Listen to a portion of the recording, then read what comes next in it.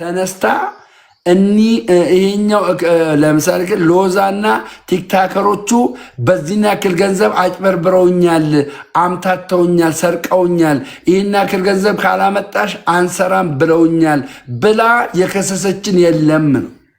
ከዛው ባሻገር ግን ራሳቸው ካህናቶቹ እኮ ይናገራሉ።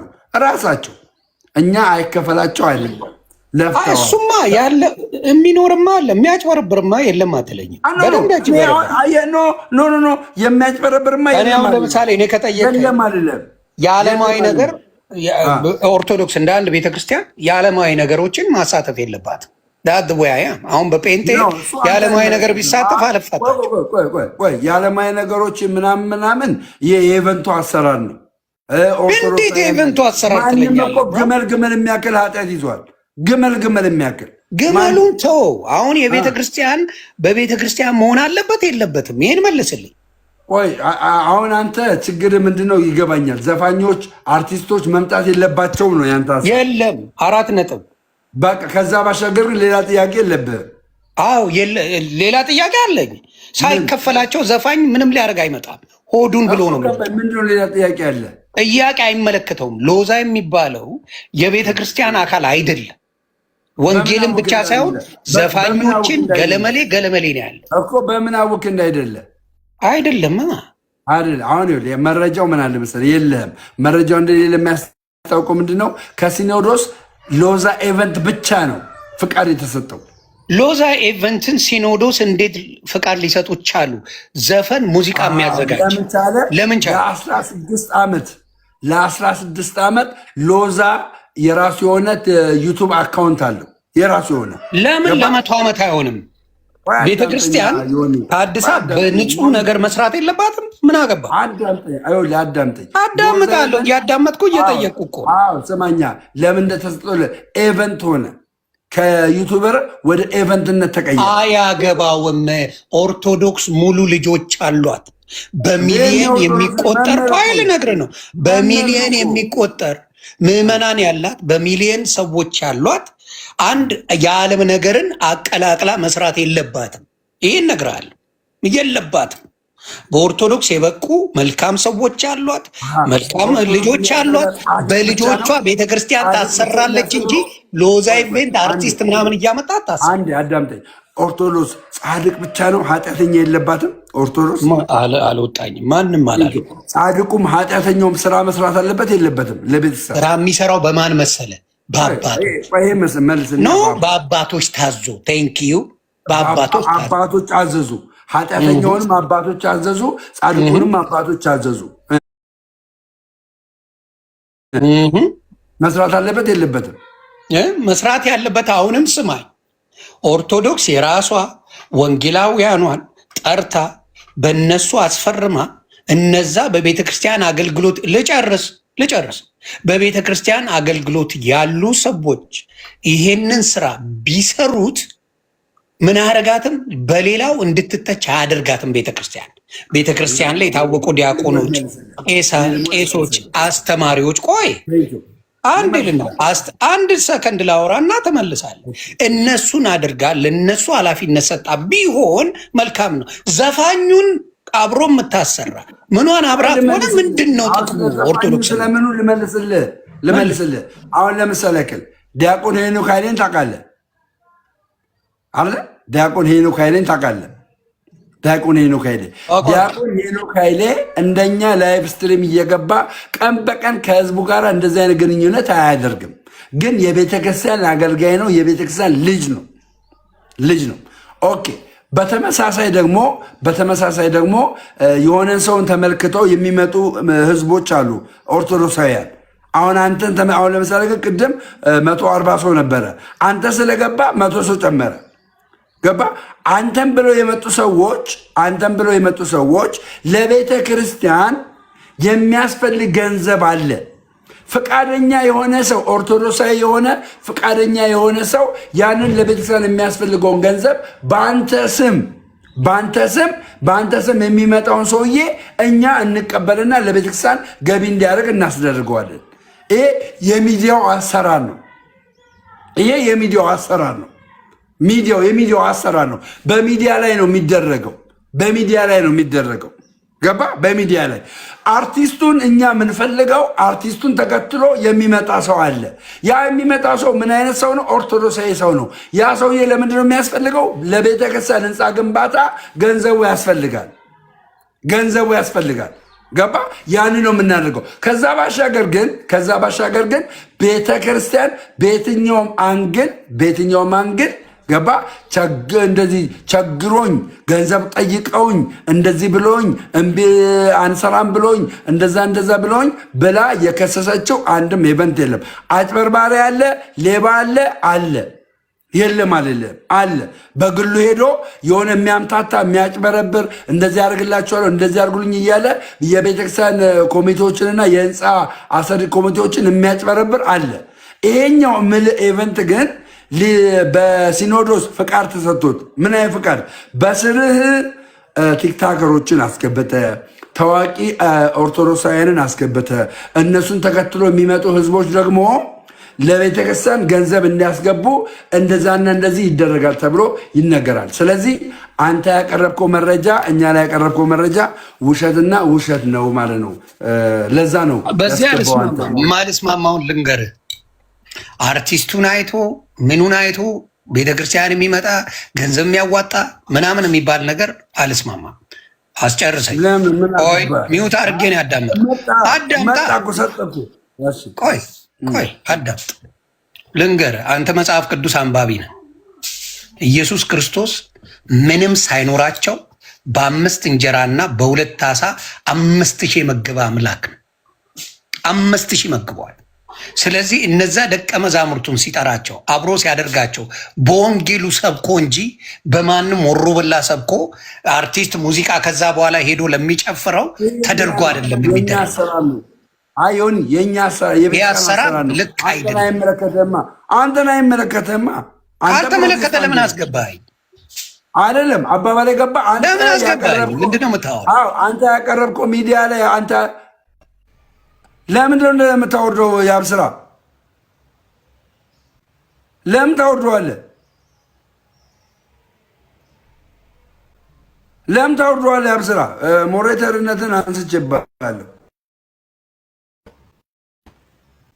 ለምን አወረድከው? ለምን ታጠለ ሰው ከሰው?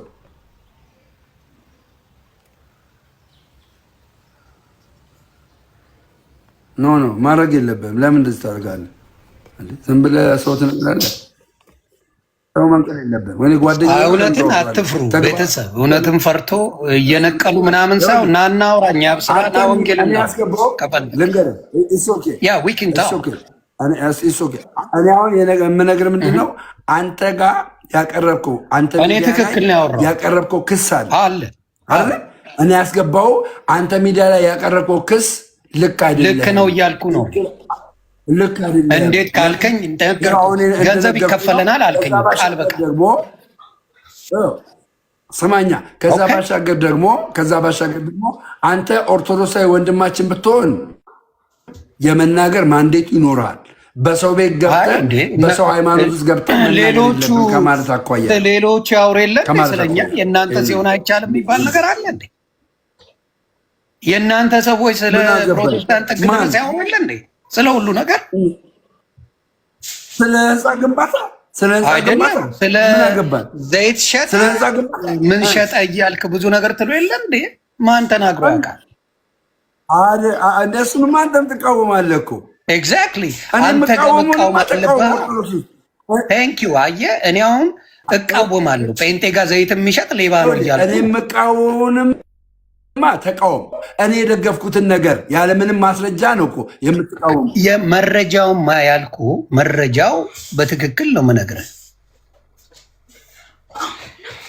ደውለውልህ ነው መረጃውን በትክክል ነው እኔ የምነግርህ። መረጃ ምንድን ነው ያልከው? አርቲስቶች ይሳተፉበታል። ምን ያርግ መሰለ ቤተ ክርስቲያን ብዙ ቄስ፣ ብዙ መልካም አገልጋዮች፣ ብዙ ነገር ባሉበት ገብቷል። ብዙ ነገር ባሉበት ሰው አታስገቡ። ከዚህ በኋላ ሰው አታስገቡ። ሞሬተሮች እየሰማችሁኝ፣ ሰው እንዳታስገቡ። ሰው እንድታስገቡ አልፈልግም። ስለዚህ እኔ አሁን የምትመልስልኝ ምን መሰለህ? እኔ እያልኩ ያለሁት ኦርቶዶክስ የሚወዷት የሚኖሩላት አባቶችም ዲያቆናትም ሁሉ ባለበት ያላት። አሁን ለምሳሌ መዝሙረ ያሬድ ሶሻል ሚዲያ ተጠቃሚ ነው። ዲያቆን አማኑኤል ሶሻል ሚዲያ ተጠቃሚ ነው። ሌሎችም ሶሻል ሚዲያ ላይ የሚጠቀሙ ወንጌል የሚያስተምሩ አባቶች አሉ፣ ወንድሞች አሉ። በእነሱ ማድረግ ኦርቶዶክስ ትችላለች? አትችልም እኮ። አንተ ለምን አገባኝ? አንተ ይህን ለመናገር ምን ማንዴት አለ? ኦርቶዶክስ ነህ? ምን ማንዴት አለ? ራሳችሁ ይዛችሁ መጣችሁ ስትባሉ ነው አስተያየት የሰጠ ነው ተባላችሁ። በቃ ስለዚህ አሁን ይህንን አስተያየት የመስጠት እንትኑ የለህም። መብቱም አለኝ የመስጠት። እንዴ በቤተክርስቲያናችንማ መግባት አችልም። አለምና ወደ ቤተክርስቲያን ተመለስ። እኛን ሞልጫት ነው እና ወደ ቤተክርስቲያን ተመለስ። እኛ እንዝረፋት ነው ጭቡጥ አልገባኝም። ሁለተኛ ቤተክርስቲያን የኃጢአተኞችም የጻድቆችም ቤት ናት። በትክክል ጻድቁም ኃጢአተኛውም ለሚወደው ቤተክርስቲያን መስራት አለበት። በምኑ? በገንዘቡም ገባ፣ በመንፈሳዊ ነገሩም መስራት አለበት። ስለዚህ ይህን ስራ ሲሰራ አንተ ኃጢአተኛ ነህና የአንተን ገንዘብ አልፈልግም አትልም። አላለችም። የተባለውን አትዘውሩ። የእናንተ ችግር ምን ለመናገር አርቲስቶችን እኔ እያልኩ ያለሁት ወዴት መቀየር ነው። ደሞ እኔ ያልኩት የቤተ ክርስቲያን አባቶች ያሰባስቡ፣ አርቲስቱ አይደለም ያሰባስቡ። በእነሱን መታዘዝ ያለበት ቆይ ለእኛ ድሉ እነሱ ማሰባሰብ ያለ አትሰማማ። ችግሩ እኮ አታዳምጠኝም። ሰምተህ መረጃ ብትሰጠኝ ደስ ይለኛል። እኔ ያልኩት ምንድን ነው የቤተ ክርስቲያን አባቶች፣ ዲያቆናት፣ እንዲሁም ቄሶች፣ ቀሳውስቶች፣ እውቀት ያላቸው አስተማሪዎች እነሱ አሰባሳቢ የሆኑ ከዛ ደግሞ እነዚህ ምዕመናን ያሰባስቡ። እሱን ጥሪ ተቀብለው ምን ያደርጉ? የፈለጉትን ይስጡ ነው እያልኩ ያለሁት እኔ። ይሄ ልክ ነው ወይስ? አንድ ነገር ልንገራችሁ። ዮኒ ቤተክርስቲያንን እየሰደበ አይደለም። አሁን እኔ ቤት ገብቶ ቤተክርስቲያን እየሰደበ ሳይሆን ሀሳብ አስተያየቱ ነው እየሰጠ ያለው። ምንድነው እያለ ያለው? አባቶች፣ ካህናት፣ ዲያቆናት ገንዘቡን ይሰብስቡ፣ ከዛ ባሻገር ግን የሚዲያ ሰዎች ገንዘብ አይሰብስቡ እያለ ነው። ያልገባው ነገር ዲያቆናት፣ አባቶች፣ ካህናት የቤተ ክርስቲያንን መንፈሳዊ አገልግሎት ያገለግላሉ። ሁለተኛ ነገር ደግሞ እኛ ቲክታከሮች፣ እዚህ ማህበራዊ ሚዲያ ላይ ያለን አርቲስቶች ማናችሁ ማንኛውም ሰው ገባ እንደዚህ አይነት ማንዴቱ ካለው ለቤተ ክርስቲያን የሚጠቅም ከሆነ እሱ ለምሳሌ ከ300 ምናምን ሰዎች ውስጥ የሆነ አካውንት እዚህ ጋር ቢጻፍና እዚህ አካውንት ላይ 50 ሰው ለዛ ለቤተ ክርስቲያን እዚህ አካውንት ላይ ቢያስገባ ደምረው በከፈተው ቲክታክ ፕላትፎርም ላይ ሰዎች ለቤተ ክርስቲያን ገቢ ያስገቡ ማለት ነው። ይሄ ጥቅም ነው። ይህንን ስላዩ ነው አባቶች እናንተ እንደዚህ አይነት ነገር አድርጉ የሚባለው። ሁለተኛ ነገር ደግሞ ዮኒ ማኛ ምንድነው? ሁለተኛ ነገር አንተ ካለው ከህዝቡን ጥያቄ አኳያ ፕሮቴስታንት ነህ።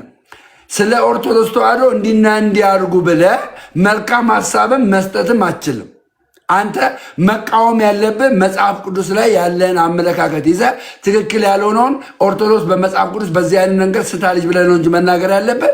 ይሄኛው ሀሳቤ ካለ እኮ ውስጥ ኦርቶዶክሳዊነት አለ ማለት ነው። ስለዚህ ወንድሜ ኢንቫይት አደርግሃለሁ ወደ ኦርቶዶክስ እንድትመጣ። ኢንቫይት አደርጋለሁ። ለምን ከውስጥ አልወጣችም? ድንግል ማርያም ልብ ውስጥ ተደብቃለች። እዚህ ልብ ውስጥ ቀኝ ልብ ውስጥ ድብቅ ብላለች። ቀኝ ልብ ድንግል ማርያም ካለች አንድ ነገር ታስረዳኛለህ? ድንግል ማርያም ውስጥ ተደብቃለች። ድንግል ማርያም የኢየሱስ ክርስቶስ እናት ናት። በጣም የምትወደድ የተከበረች ናት። ግን እስቲ አማልዳቸዋለሁ ያለችውን አምጣና ልቀበላው። ቀለል አድርጌ ልጠይቅ።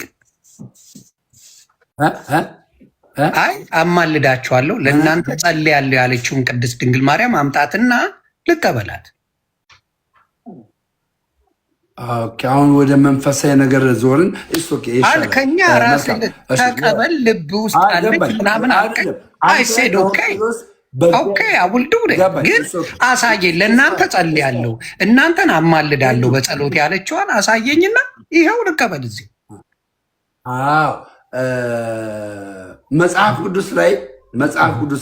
መጽሐፍ ቅዱስ ላይ ለምሳሌ ያክል ስላሴ የሚል መጽሐፍ ቅዱስ ላይ ተጽፎ አታገኘው። 66ቱ ላይ ስላሴ የሚል አልጠየቁም። ነገር ግን ቆይ ስማኛ፣ አዳምጠኛ። ነገር ግን ማለት ትችላለህ የፈለግከውን። እኔ የጠየቅኩትን ብቻ ነው ማውራት። መልስን እኮ ልሰጥህ እኮ ነው። የድንግል ማርያም አማላጅነትን መልስ ልሰጥህ እኮ ነው። ስላሴ የሚል መጽሐፍ ቅዱስ ላይ እንዳልተጻፈና ነገር ግን ስላሴ እንዳለ ከመጽሐፍ ቅዱስ ሐሳብ ይዘን በዚህ የተነሳ ስላሴ ማለት ይሄ ነው ብለን ሰዎች ላይ እንደምናስተምረው ልክ ድንግል ማርያምም እራሷ እኔ አማላጅ ነኝ ብላ መጽሐፍ ቅዱስ ላይ የተጻፈ የለም። ነገር ግን እሱንም እንደ አላለችም። እሱን የተጻፈ የለም። ቅድስት ድንግል ማርያም ጸሎት ያደረገችው ለእኛ ለሕዝቡ ጸሎት ያደረገችው ካለም እሱን ዘግበኝ ስ ስመኛ ጸሎት ያደረገችው አየህ፣ በቀላሉ ሌላውን ትሁና ጸሎት አርጋ ይህንን ቃሉ ማነብልህ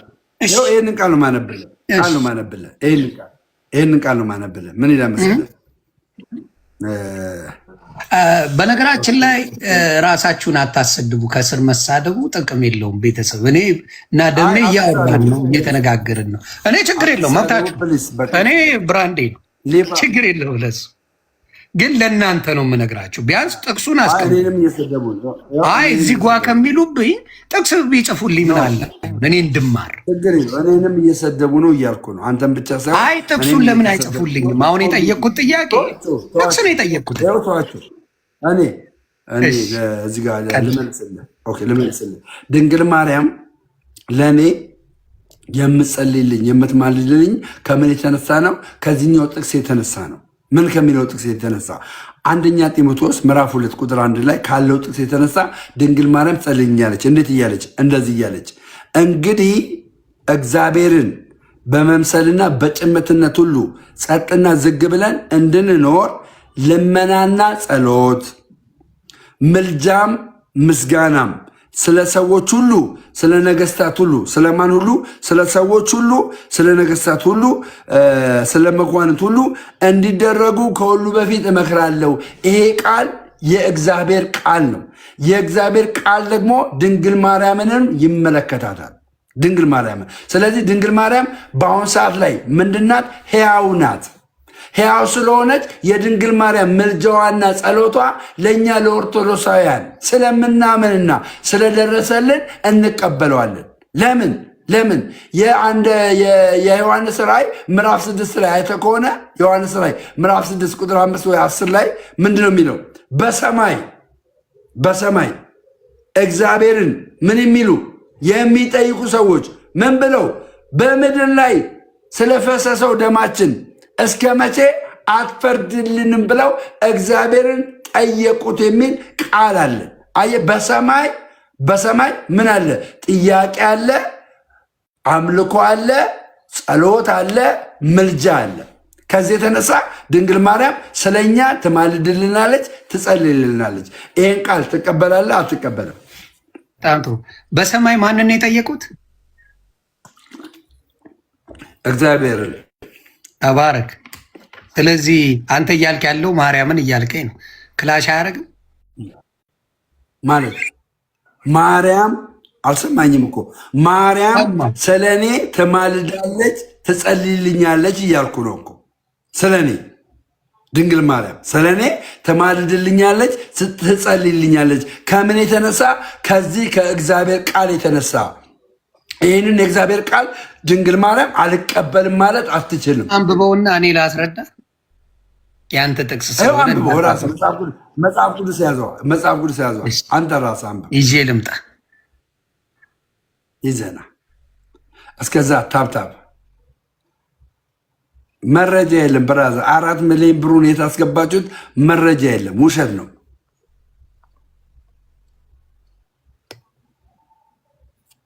ሞኪንግ አረ ምንም እኔ ያይኑዬ እኔ ወንድምሽ ጀግና ኦርቶዶክሳዊ ነኝ። ጀግና ማንም ባችለር ዲግሪ ያለው ሰው ይምጣ በኦርቶዶክስ አስተምሮ በተለይ ነገረ ክርስቶስ ላይ ኔሮሎጂ ላይ የሚፈልገውን ጥያቄ ጠይቀኝ። ማርያምን በጣም ተባረክልኝ። አሁን የምጠይቅ ምንድን ነው ጥቅሱ ምንድን ነበር ያልከኝ? የማን ጢሞቴዎስ ነው ያልከኝ? አስታውሰዋለሁ። ምዕራፍ 2 ላይ አንደኛ ጢሞቴዎስ ምዕራፍ 2 ላይ ስለ ጸሎትና ስለ ምልጃ እንዲደረግ አሳስባለሁ ይላል መጽሐፍ ቅዱስ ላይ የተጻፈ ቃል። ምዕራፍ 2 ቁጥር ስንት ላይ? 1 ላይ። እሺ ምን ይል መሰላችሁ? እኔም ደግሞ ሳወራ አዳምጫለሁ፣ በደምብ ታዳምጠኛል። እንግዲህ እግዚአብሔርን በመምሰልና በጭንቀትም ሁሉ ጸጥና ዝግ ብለን እንድንኖር ልመናና ጸሎትም ምልጃም ምስጋናም ስለ ሰዎች ሁሉ ስለ ነገስታት ስለ መኳንንትም ሁሉ እንዲደረጉ ከሁሉ በፊት እመክራለሁ። ይሄ ማለት የሰው ልጅ በሕይወት እያለ ነው አይደል? ነው ወይስ ከሞተ በኋላ ነው የሚለው? እዚህ ጋር ታስረዳኝ። እግዚአብሔር ባርከ አንድ ነገር አለ። ምንድን ነው ያለው? ጸሎት በመንፈስ ነው በስጋ ነው? አንድ ሰው የሚጸልየው በመንፈስ ነው በስጋ ነው የሚጸልየው? አለ ግን በመንፈስ ነው የሚጸልየው። መንፈሱ ነው የሚቃትተው። መንፈስ እንደሚቃትት መጽሐፍ ቅዱስ ማስረጃ ስላለኝ ማለት ነው። መንፈሱ እንደሚቃትት። ስለዚህ የሰው ልጅ ስጋው ነው የሚሞተው፣ መንፈሱ ነው የሚሞተው። ጥሩ። መጽሐፍ ቅዱስ ሲናገር ምን ይላል? መጽሐፈ መክብብን ላሳይ እችላለሁ አውጥቼ። ከሞተ ሰው ውሻ ይሻላል ይላል። አይ የሚለውን ነው ማለት አንተ ስላልከኝ እኔም በደንብ ተዘጋጅቼ ስለምመጣ ችግር የለብኝም። መጽሐፍ ቅዱስ ምን ይላል? ስለ ሞት ስለምናምን ላልከው እኔ ላውጣው። እሺ ቆይ አንተ ስላልከኝ በክርስቶስ ያመነ እኔን አዳምጠኛ። በክርስቶስ ያመነ አንድ ሰው ስጋው ነው የሚሞተው፣ መንፈሱ ነው የሚሞተው? በክርስቶስ ያመነ የሚሞተው ስጋው ነው፣ ስጋችን ነው የሚሞተው። መንፈሳችንስ? መንፈስ ሳይሆን ነፍሳችን በሚለው ይስተካከል። መንፈሳችንስ? ነፍሳችን በሚለው ነፍሳችን ምን ይሆን መሰለ? በክርስቶስ ያመኑት ጠየከኝ አይደል? መልስ። በክርስቶስ ያመኑት ዳግመኛ እንደ ያለ ኃጢአት ይታይላቸዋል ይላል። በክርስቶስ ያልሆኑት በሲኦል ይሰቃያሉ፣ ፍርድ ነው የሚጠብቃቸው። ይሄ ነው መጽሐፍ ቅዱስ ነው። ግን አሁንም ስማኝ፣ ዕብራውያን ላይ ነው የማወጣልህ። ቆይ ዕብራውያን ምዕራፍ 9 ቁጥር 27 ላይ አወጣልሃለሁ። ቆይ እንጨርሳለን። ዕብራውያን ምዕራፍ 9 ቁጥር 27 ላይ ላንብብልህ። ምን ይላል? ለሰዎችም አንድ ጊዜ መሞት። ምዕራፍ 9 ቁጥር 27 ለሰዎችም አንድ ጊዜ መሞት ከእርሱ በኋላም ፍርድ እንደተመደበባቸው ይላል። ከዛ በኋላ ምን ይላል? እንዲሁ ክርስቶስ ደግሞ የብዙዎችን ኃጢአት ሊሸከም አንድ ጊዜ ከተሰዋ በኋላ ያድናቸው ዘንድ ለሚጠባበቁት ሁለተኛ ጊዜ ያለ ኃጢአት ይታይላቸዋል ይላል። በክርስቶስ የሚጠባበቁት እንጂ በማርያም በቅዱሳን በገለመሌ የሚል የለው። ኢደዝን ሳይደ የሚለው በክርስቶስ ነው። አሁንም መልሱን እንኳ አልመለስክልኝም። የትኛውን? አንተ ላልከኝ ነው። ለሞት አልከኝ። ነፍሳቸው ገለመሌ ትለኛለህ። አሳየው። ሰዎች በምናቸው ይጸልያሉ አልኩ? በመንፈሳቸው አልከኝ። ትክክል። ስጋ ሆነው በመንፈሳቸው ይጸልያሉ። በመንፈሳቸው ይጸልያሉ። በመንፈስ ቅዱስ ነው የሚጸልዩት። ሕያው ነው ሕያው አይደለም ወይ? በመንፈሳቸው አይደለም፣ በመንፈስ ቅዱስ ተራዳይነት ነው የሚጸልዩት ነው የምልህ። እሺ ኦኬ። በመንፈስ ቅዱስ ተራዳይነት የእነሱ መንፈስ የላቸው? ምኖቹ ሰዎች ሰው መንፈስ የለው? ሰው መንፈስ የለውም እንዴ? ለተቀበለው ነው ያለው፣ ላልተቀበለው የለው። ሰው መንፈስ የለውም አለው። አጭር ላልተቀበለው ሁለት አይነት መንፈስ አለ። ቅዱስ መንፈስ አለ፣ እርኩስ መንፈስ አለ። እርኩሱም ሊኖር ይችላል፣ ቅዱሱም ይኖራል። እግዚአብሔር መንፈስ ነው፣ እርኩስ መንፈስ የሰይጣን መንፈስ ነው። ትክክል። ሶስተኛ ደግሞ የሰው ልጅ መንፈስ አለው የለውም? የሰው ልጅ መንፈስም አለው፣ ነገርኩህ እኮ። አዎ፣ ስለዚህ መንፈስ አለው፣ እርኩስም አለው፣ ቅዱስም መንፈስ አለው። ቆይ እኔ ስለ ሰው ልጅ መንፈስ ነው። ቆይ ትላለህ። በደንብ ነው የምመልሰው።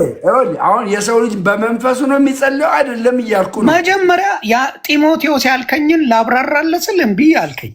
አልፈለኩም። አሁንም እዛ ላይ እኮ ነው ያለነው። በግልጽ እኮ ተነጋገርን። አንደኛ ጢሞቴዎስ እሱ እንደሚለው ምዕራፍ 2 ላይ ይኸው ያነበበውን ይኸው ምንም ስለመሞት ስለምናምን አይናገርም። የሰው ልጅ ጸሎት እንደሚያደርግ ቆይ ላንበዋ።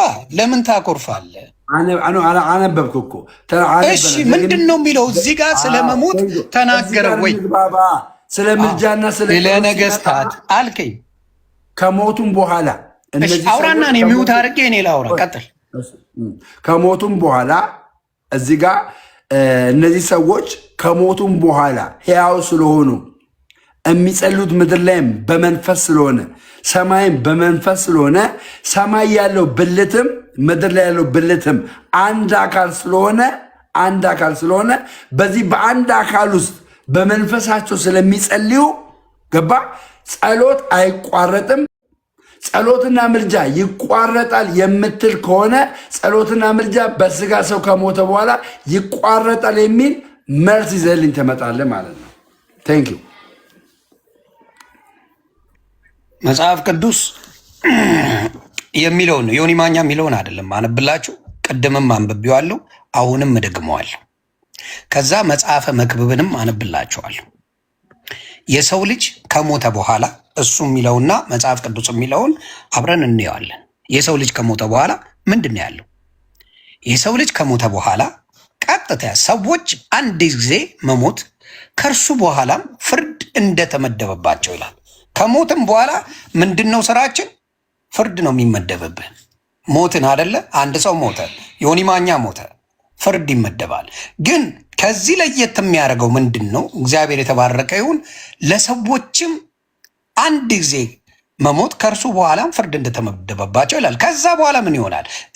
እንዲሁ ክርስቶስ ደግሞ የብዙዎችን ኃጢአት ሊሸከም አንድ ጊዜ ከተሰዋ በኋላ ያድናቸው ዘንድ ለሚጠባበቁት ለሁለተኛ ጊዜ ያለ ኃጢአት ይታይላቸዋል። በክርስቶስ ያመኑት ምን ይሆናሉ? ይድናሉ። በክርስቶስ ያላመኑት አለቀ። ይሄ ነው ታሪኩ። እዛ ሆነው ይጸልዩላቸዋል እያሉ ዋት ያደርጓቸዋል። this is the problem። ለምንድን ነው የሚጸልዩ? መልሱን አላመጣው። እሺ ከዛ ሆነው አንተ የምጠይቅ ምን መሰለ? ከዛ ሆነው የጸለየ አንድ ሰው ሰላም ብልልኝ የጸለየልን ወደዚህ መክብብ ላይ ብለኝ ነበራ። መክብብ ላይ እንዲያሳያል አንደኛ ዜና ምዕራፍ 29። ኧረ መክብብን ያልኩ እኔ ነኝ። ስለዚህ መክብብን አነበዋል። አውጣሽ መክብብን። እሺ አባቴ፣ እሱማ በጣም ነው የሚያናድ። ይሄ ጥቅስን ካወጣሁት ትቀየመኛል። ችግር የለውም ወንድሜ፣ ትቀየማል። መጽሐፈ መክብብ ምዕራፍ 9ን ላንብላችሁ። መጽሐፈ መክብብ ምዕራፍ 9 ቁጥር 5 ላይ ምን ይሆን መሰለ? ሕያዋን እንዲሞቱ ያውቃሉና ሙታን ግን አንዳችም አያውቁ፣ መታሰቢያቸውም ተረስቷልና ከዚህ በኋላ ዋጋ የላቸውም። ከዚህ በኋላ ምን የላቸውም? ዋጋ የላቸውም። ሙታን ሕያዋን እንዲሞቱ ያውቃሉና ሙታን ግን አንዳችም አያውቁም፣ መታሰቢያቸው ተረስቷልና ከዚህ በኋላ ዋጋ የላቸውም። ፍቅራቸውና ጥላቸውን ቅንነታቸውን በአንድነት ጠፍቷል። ከፀሐይ በታችን በሚሰራው ነገር ለዘላለም እድል ፈንታ ከእንግዲህ ወዲህ የላቸውም። የእግዚአብሔር ስራህን ተቀብሎታልና ሂድ፣ እንጀራህን በደስታ ብላ፣ የወይን ጠጅህንም በተድላ ጠጣ እያለ ይቀጥላል። ስለዚህ ከሞትክ በኋላ ፉን ፉን ብትል ወፍ የለም እያለ ነው። እንደዛ ከሆነ ወፍ የለም ካል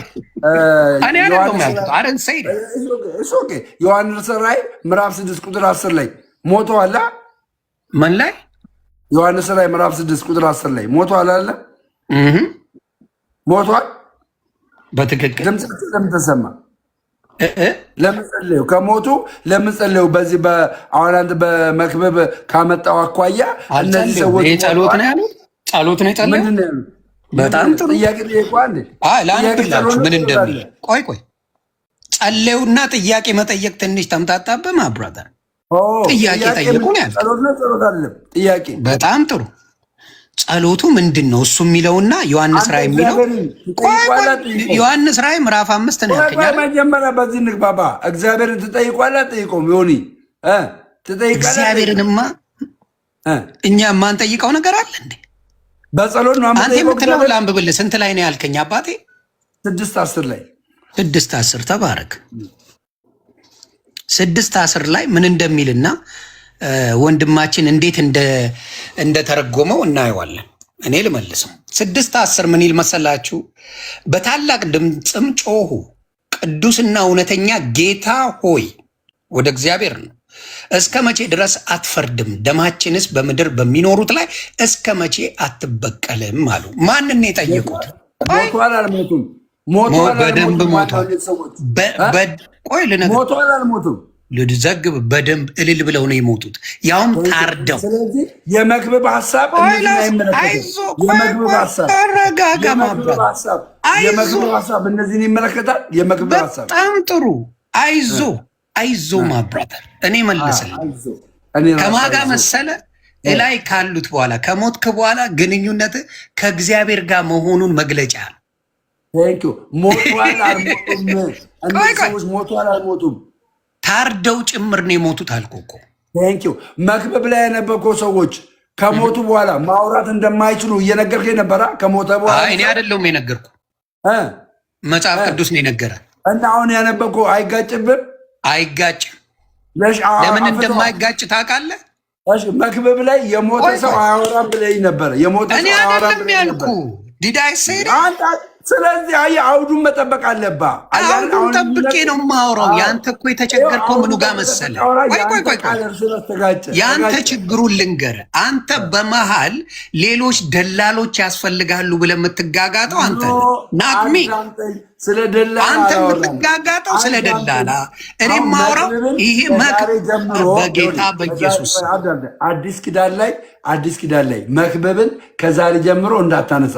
ለመሰለ እኛ የአዲስ ኪዳን አማኞች ከሞትን በኋላ ሕያዋንን ሙታኖች አይደለንም። ሕያዋንን ገባ?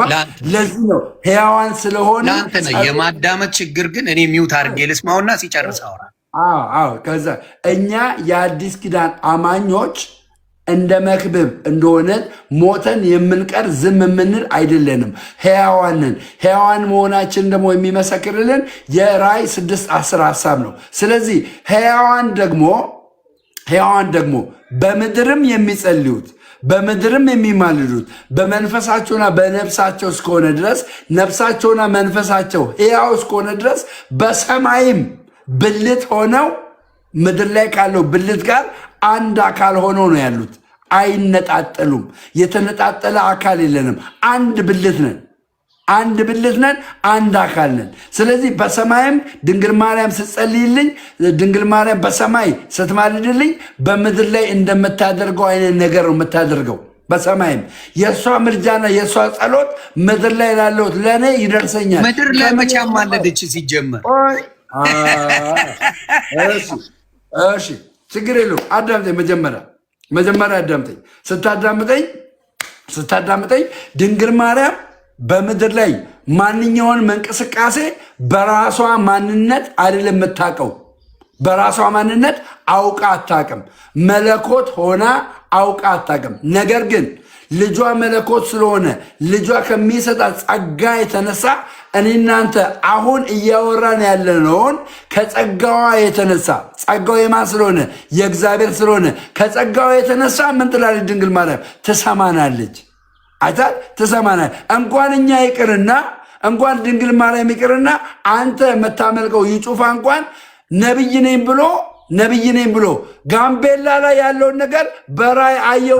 ሊማኛ ይጩፋን ያመልካል የሚል ሳክስማ አትሰክስማ ባል እይጩፋ አያዳምጥም። እይጩፋ አያዳምጥም። ምን አያዳምጥም? እይጩፋ በራይ ምናምን አይመለከትም። በእናንተ ራስህ ጠይቀው፣ ሄድና ጠይቀዋ። እኔም ማውራው ስለ መጽሐፍ ቅዱስ እንጂ ስለ አትበሳጭ። ነቢይ አለ የለም? ነቢይ ብዙ አሉ። እግዚአብሔር አምላክ የሚሰጠው ስጦታ ብዙ ነው። እናንተ የምትሏቸው 30 ቦታ ለምን ትረግጣለህ? አንዱ ለምን ከድንግል ማርያም ምልጃና ጸሎት ጋር ላመጣልህ እኮ ነው። እሱ ነቢይ አንተ የምታምንበት ነቢይ ራእይ ይመለከታል። አንተ የምታምንበት ነቢይ እኔ የማምነው ጌታ ኢየሱስ ክርስቶስን እንጂ ነቢያትን አይደለም። ነቢያትን አትቀበልም? እኔ የማምነው ክርስቶስን ነው።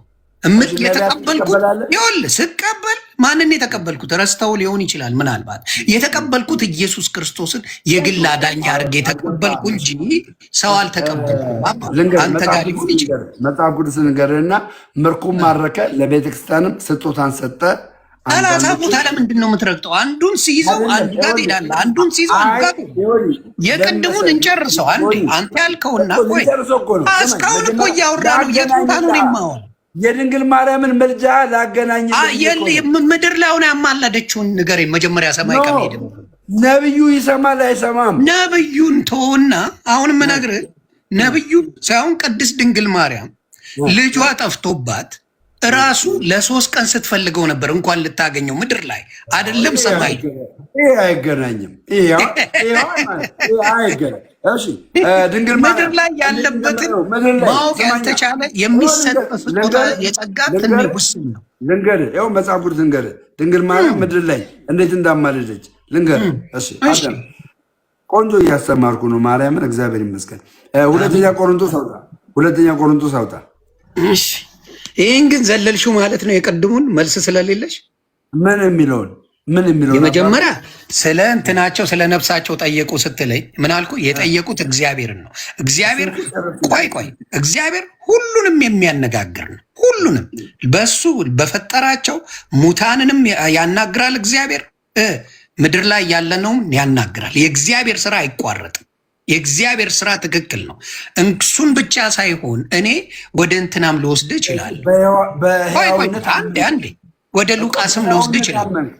በሕያውነት አመንክ። ሰው ሕያው ነው ከዛ ይኸውልህ ወደ ሉቃስም ወስድሃለሁ። እግዚአብሔርን ያናገሩ ብቻ ሳይሆን ሰውን ያናገሩ እነግርሃለሁ። አልዓዛር በቅፉ ወሰደው ይላል አብርሃም። አልዓዛር የአብርሃምን ደግሞ ያናገረው ማን ሆነ? ሌላ ባለሀብቱ ሲሞት ተቀብሮ በሲኦል እያለ አለ። ሌላው ሳትገባ እኔ እናንተ ነገርኩ እኮ እንኳን አይደለም ግን ምንም አብርሃም ምንም አላደረገም ማድረግ ስለማይችል ራእይ 6:10 ነው ያመጣሁልህ። የሰው ልጅ ሕያው እንደሆነና እንዳልሆነ እንድታውቀው ነው። ሕያው ነው አይደለም። ይጠይቃሉ፣ ይማልዳሉ አልክ፣ ግን ሕያው ናቸው ነው። ሕያው ሆነው ይጠይቃሉ። ጠይቀዋላ? ሕያው ሆነው አይደል? ሕያው ሆነው ጠይቀዋል። ስለ ስጋቸው ተሰቃይቶ በመሞቱ ጠይቀዋል። ምን ሆነው ግን ዋናው እኔ እናንተ የሚያግባባን ሕያው ሆነው እንደጠየቁት እንደዚሁ መጽሐፍ ቅዱስ አንደኛ ጢሞቴዎስ ምዕራፍ 2 ቁጥር 1 ላይ ሕያው የሆኑ በምድርም በሰማይም ሕያው ስለሆኑ መጸለይም መማለድም ይችላሉ አሉ። ተባረክልኝ። አሁን የምትመልስልኝ አንድ ነገር ነው የምጠይቀ ከላይ ሆኖ አንድ ቅዱስ ከላይ ሆኖ ወደ ታች የጸለየልንን አንድ አሳየ። ለእኛ የጸለየው መጀመሪያ ግን አመንክ። በዚህ በሕያውነት አመንክ። በሕያውነት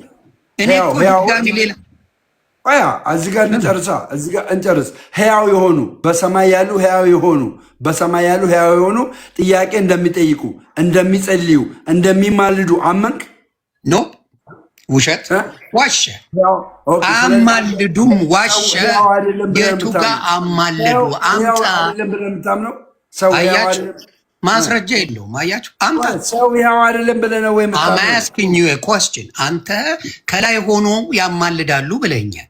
ከላይ ሆነው ካማለዱ ያማለዱበትን አንድ ጥቅስ አምጣ አልኩ። ወፍ የለህም። ልንገርህና ሳሙኤል የሚባል ነቢይ አለ፣ ሞቷል። ሳኦል የሚባል ንጉሥ ደግሞ አለ፣ በሕይወት አለ። ምድር ላይ ነው ያለው። ምድር ላይ ነው ያለው። ሳሙኤል የሚባል ነቢይ በሰማይ ሳኦል የሚባል ነቢይ ጠርቶት መጥቶ ከእግዚአብሔር ጋር ያለውን ነገር ነግሮት ሶሉሽን ሰጥቶታል። ማለት እንዴት ማለት? ያው መጣው ልኮ የሞተ ሰው ሳሙኤል ሞቶ በሰማይ ከእግዚአብሔር ዘንድ ሆኖ ሳኦል ደግሞ ሳሙኤልን ፈልጎት ሳሙኤልና ሳኦል ጥቅሱን አምጫው እናነበዋለን። እናነበዋለን። አንተ በምትለው ከሆነ እናነበዋለን አልኩ እኮ። አይዞህ ጥቅሱን እስቲ ንገረን። አይዞህ አመንክ ግን ይህን ታምናለህ? ወይ ፈጣሪ ድረስ ታምናለህ ወይ? እናነበው አባ አውቆ ነው ታምናለህ። ግን አሁን ይህን ትቀበላለህ? ይህን ሀሳብ ትቀበላለህ? አንብቤው ተረድቼው ከስር ለጥፉለት ጋይስ፣ ለጥፉልኝ ከስር 28 ሁለተኛ ዜና 28 ላይ ነው መሰለኝ። ሁለተኛ ዜና 28 አንተም አታውቀውም፣ እየጻፉልህ ነው። ይኸው ጥቅስ እየነገርኩህ እኮ ነው።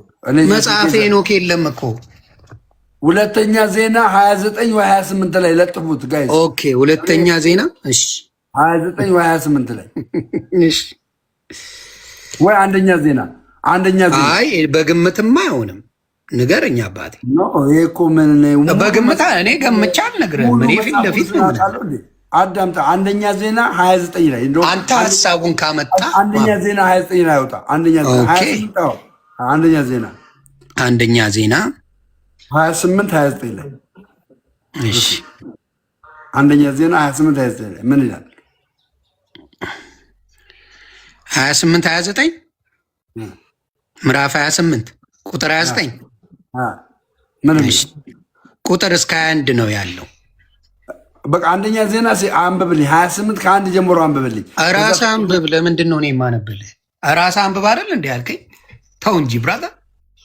እኔ እኮ ቻርጅ ያደረገ ስለሆነ እኮ ነው። ችግር የለውም። ስለዚህ የትኛውን እስከ 21 ነው የሚልህ? ስለዚህ የለውም። እቤት ቻርጀር የለም ብራዘር። እኮ እያደረኩ ነው። አሁን የመጣው መብራት። በቃሽ ጎበዝ ልጅ።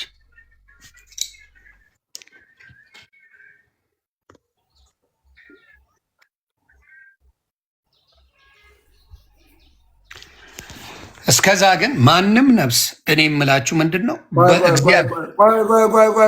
ምንም እንዳትናገር። የኔን ቃላቶች አይወዳቸው።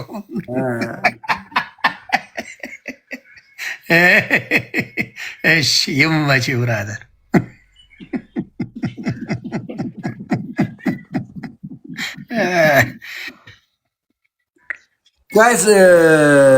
ጋይሶችን ተዋቸው። ራስ ጻፈው። አይዞህ ራስ በለው። አይዞህ እነሱ ፈጥረው ሰጠው። ጥቅሱን ዋቴ ሊያደርጉ ነው።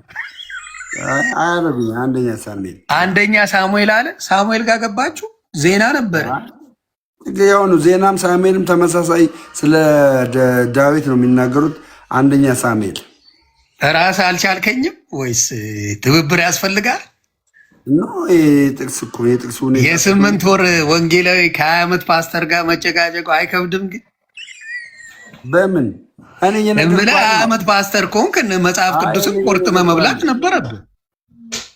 20 ዓመት ፓስተር እንዴ መጽሐፍ ቅዱስን አጣጥበ ነው ማስጣት ያለ። አንደኛ ዜና ላይ ነው ጋይስ፣ ዜና ላይ ነው። ገና ትኩስ ዜና እንትንም ታመጣላችሁ። ሰበር ዜና ገና ትላላችሁ። ቤተሰብ አይዙ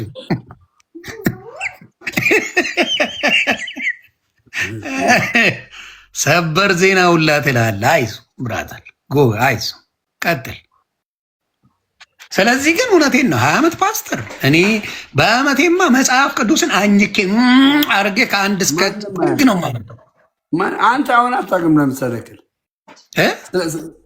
ስለማታውቅ ለምን ዝም አትልም? የማያውቅ ሰው እኮ ዝም ነው የሚለው። ዝም አልኩ እኮ ብራዘር። አዎ ዝም በያ ብራዘር። እየሰማሁ እስከማውቀው ነው። እሺ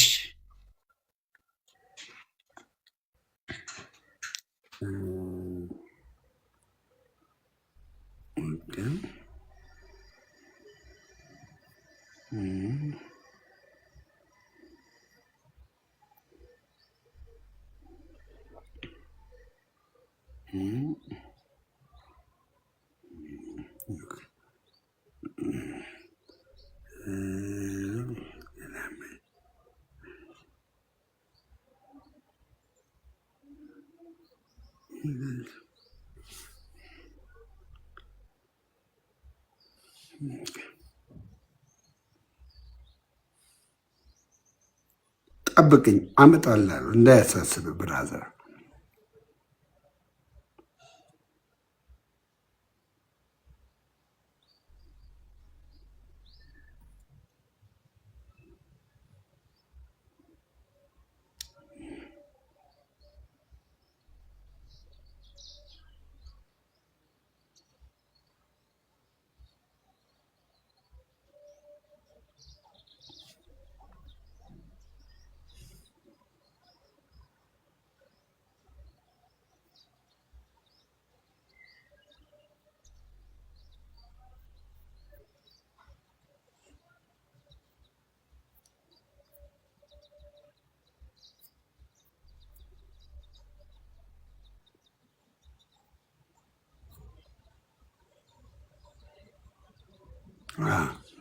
ያው አገኘሁት።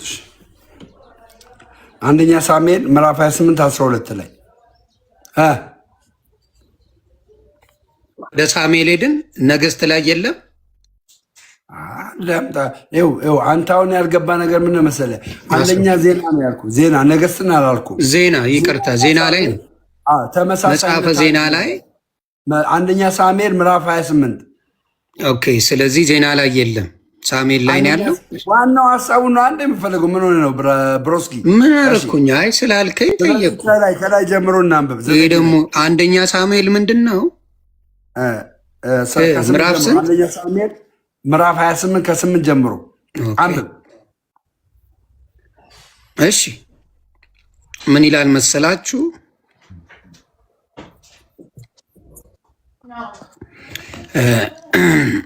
ከ6 ልጀምርልህ። ሳኦልም እግዚአብሔርን ጠየቀ ይላል።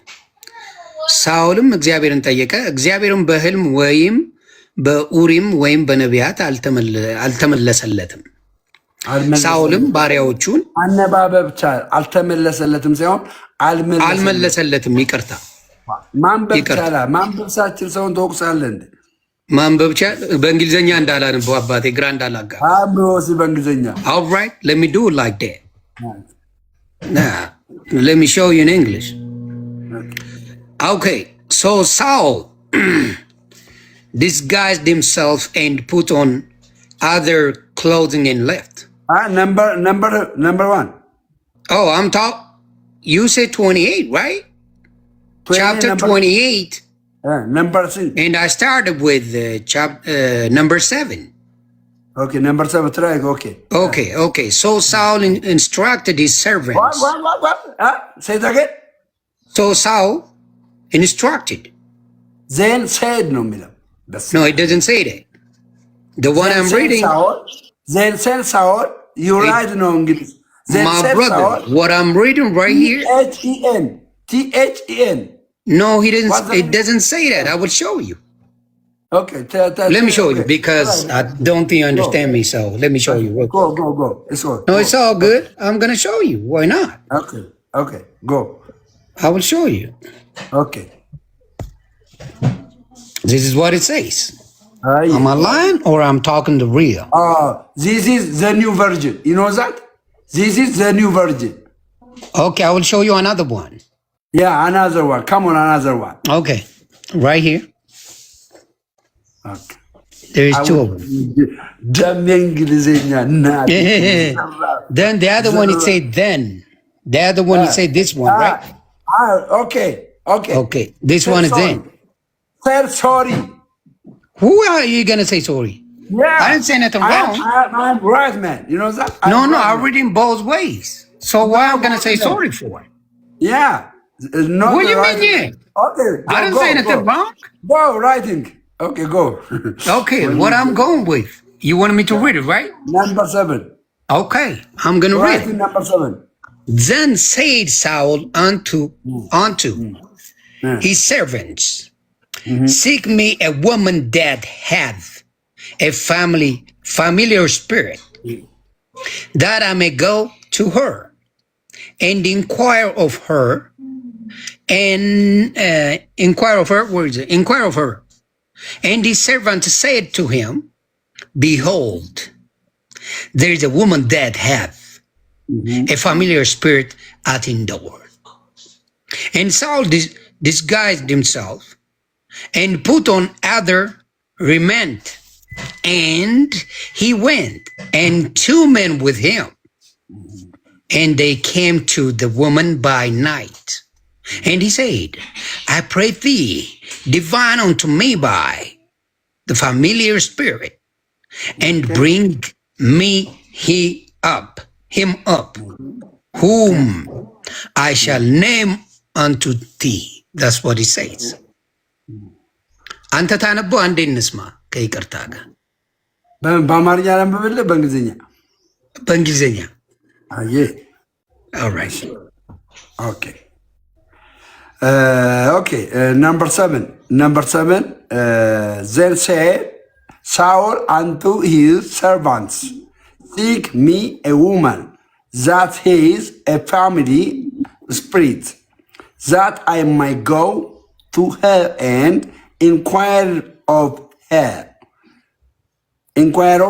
And his servant, he said to him, behold, there is a woman that is family's spirit at Endor. Okay. And Saul desired himself and put on other raiment, and he went and two men with him. And they come to the woman by night, and they said, I pray. Huh? You tell about what Saul. I pray their divine unto me by the female spirit, and bring me up. Sorry. ይትገባው ይበቃናል ብሮ እና እንግሊዝኛ አሪፍ ነው። እኔ ወድጄልሻለሁ እናቴ። ጎበዝ እንዴ ኢትዮጵያ እየኖረ በዚህ ጸዳ ብሎ ማውራቱ በጣም ደስ ይላል። አድናቂሽ ነኝ እናቴ ትሙት የሌለ እንዴ እኔ ኧረ አድናቂ ሌሎቹም ባስገባቸው አይችሉትም። ጎበዝ ነው። እኔ አደንቀዋለሁ። ሌሎቹ ችግር ነው። ስለዚህ እዚህ ቦታ ላይ ነቢዩ ሳሙኤል ከሰማይ ሆኖ ሳኦል ምድር ሆኖ የተገናኙበት ነው። የታል ይላል እንደታ ሳሙኤል እኮ ሞቷል። ይኸውልህ የሚል ምን መሰለህ የሚለውንም ላንብብልህ። ቆይ አዳምጠኝ ላንብብልህ። ሳኦልም 10 ቁጥር ሳኦልና ሳሙኤልን እየለየና እሺ፣ ሳኦልም 10 ቁጥር ላይ አንብብ። ሳኦልም ሕያው እግዚአብሔርን በዚህ ቅጣት አያገኝሽም ብሎ በእግዚአብሔር ማለላት። ከዛስ ሴቲቱን ማንን ላስነሳልህ አለች። እርሱም ሳሙኤልን አስነሽልኝ አላት። እንትን ቁጥር ነው የምታነብልኝ? ቆይ 11 ቁጥር ላይ ነው። ሴቲቱም ነው የሚለው እሱ ጋር አለ እኮ ማንን ላስነሳልህ አለችው። ከዛስ ሴቲቱም ሳሙኤልን ባየች ጊዜ ማን የተነሳው? ሳሙኤል ነው የተነሳው። ሳሙኤል መቼ ነው የሞተው? ቆይቷል ከሞተ። ከዛስ ሳሙኤልን ባየች ጊዜ በታላቅ ድምፅ ይሖዋ ሳኦልን አንተ ሳኦል ስትሆን ለምን አታለልከኝ ብላ ተናገረችው ይልና ከዛስ ንጉሱም አትፍሪ ያየሽው ምንድን ነው አላት። ሴቲቱም ሳኦልን አማልክት ከምድር ሲወጡ አየሁ አለችው። እርሱም መልኩ ምን አይነት ነው አላት። እርሷም ሽማግሌ ሰው ወጣሉ፣ መጎናጸፊያም ተጎናጽፈዋል አለችው። ሳኦልም ሳሙኤል እንደሆነ አወቀ። ሳሙኤል እንደሆነ ያ የተነሳውና ሊያወራው የመጣው ሳሙኤል እንደሆነ አወቀ። ምን ላይ ያለውን? ምድር ላይ ያለውን ሳኦልን ሰማይ። ምድር ላይ ያለውን ሳኦልን ሊያወራው የመጣው ማን ነው? ሳሙኤል ነው። ሳሙኤል ምን ያለ ነው? የሞተ ነቢይ ነው። ኦኬ ምን ብሎ አወራው? ተቀጥል ብራዘር ምን ነው ፈዘዝ እንደው አባቴ እንደው ራስ እንዴት ይሄን ነገር በቀላሉ ማየት እየቻልክ ምን አይነት መናፍስት እንዳለባት መጽሐፍ ቅዱስ ቆይ ሳሙኤል የመጣው ሳሙኤል የመጣው ሳሙኤል ስለማን ነው የሚያወራኝ? ሰማኝ የመናፍስትን ስራ አይደለም የሚሰራው፣ የእግዚአብሔር አስማተኛ የመናፍስት ስራ እየሰራች ሳሙኤል የሰራው ስራ የእግዚአብሔርን ስራ ነው። ሳሙኤል የሰራው ስራ ነቢይ ነው። የእግዚአብሔርን ስራ ነው የሰራው። ምን ብሎ ነው የሰራው? የእግዚአብሔርን ስራ። የሰይጣንን ስራ ቢሰራ አይሰውኬ የሰይጣንን ስራ ቢሰራ ምን አለ? ሳሙኤልም ሳኦልን ለምን አወከኝ? አንድ በል ለምንስ አስነሳኝ? ሞቷል፣ ለምንስ አስነሳኝ አለው። ሳኦልም መልሶ ፍልስጤማውያን ተጨንቄያለሁ፣ ፍልስጤማውያን ይወጉኛል፣ እጅግ ተጨንቄያለሁ አለው። እግዚአብሔር ከኔ ርቋል። ማን ርቋል? ሰይጣን አላለውም፣ ዴብል አላለውም። እግዚአብሔር ከኔ ርቋል። እግዚአብሔር ሲርቀው በፊት ማንን ነበር የሚያመጣው? ሳሙኤልን ነበር የሚያመጣው። ከዛስ እግዚአብሔር ከኔ ርቋል፣ በነቢያትም ወይም በሕልም አልመልስልኝም። ስለዚህ የማደርገውን ታስታውቀኝ ዘንድ ጠራሁ አለው። ማንን? ሳሙኤልን። እግዚአብሔርን ምን እንደሚፈልግ በአንተ ነው ማቀው። በሳሙኤል። ከዛስ ሳሙኤልም አለ ሳሙኤልም አለ እግዚአብሔር አለው። ተመልከት ሳሙኤል የምልጃ ስራ ማለት ይሄ ነው። እግዚአብሔር አለው ከራቀህ ጠላትም ከሆነ ለምን ትጠይቀኛለህ? ከአንተ እግዚአብሔር ርቋል። ለምን? አንተ ኃጢአትን ስለሰራህ እግዚአብሔር ርቋል፣ ትተዋል አለው። ስለ ሰይጣን አለም የሚያወራው። ኦኬ እግዚአብሔር በቃሌ እንደተናገረ አለው። እግዚአብሔር በቃሌ እንደተናገረ አለው። የምልጃ ስራ ይህን የምልጃ ስራ ምን ላይ ታገኛለህ መሰለህ? ሁለተኛ ቆሮንቶስ ምዕራፍ 5 ቁጥር 20 ላይ እናነባለን። እግዚአብሔር በቃሌ እንደተናገረ አድርጓል፣ እግዚአብሔርም መንግስትን ከእጅ ነጥቆ ለጎረቤት ለዳዊት ሰጥቷል ብሎ ነገረው። ይሄ ትክክለኛ የእግዚአብሔር ፕሮፌሲ የሆነውን ነገር ሳሙኤል ሕያው የሆነው ሳሙኤል ሳውል ምድር ላይ ያለው ሳውል ጠርቶት ይህንን አድርገዋል። ሳሙኤል ያደረገው የአጋንንትን አይደለም፣ የእግዚአብሔርን እውነተኛ የሆነውን መልእክትን የተናገረው የእግዚአብሔርን ከአንተ ስልጣንን ነጥቆ ለዳዊት ሰጥቷል። እግዚአብሔር ሸሽተዋል በሰራው ኃጢአት ብሎታል። ይህንን ደግሞ ቃል የሚለውን እግዚአብሔር ቃል አለ የሚለውን ደግሞ ሁለተኛ ቆሮንቶስ ምን እንደሆነ የምልጃ ስራ እዛ ሳትሄድ እዚሁ እኔ የሆነ ነገር ማለት እችላለሁ። ሚውት አድርገህ በሚውት እንደኔ ሚውት አድርገህ ትሰማኛለህ? ተባረክ። ሚውት አድርግልኝ። ታንኪ። ስለዚህ እሱ ያለውን እኔ አነብላችኋለሁ። አደራ አላቋረጥኩም። በጌታ ስም እንዳታቋርጠኝ እኮ የሳሙኤልንና ስማኝ የሳሙኤል ከመጀመሪያ ላነብበት አንተ እየነገርከኝ አይደለም። ሕፃን ልጅ አይደለም። አዳምጠኛ። ከመጀመር በፊት መታነበው ማን ነው? መታነበው ከቁጥር 12 ጀምሮ ነው። ከቁጥር 12 ነው።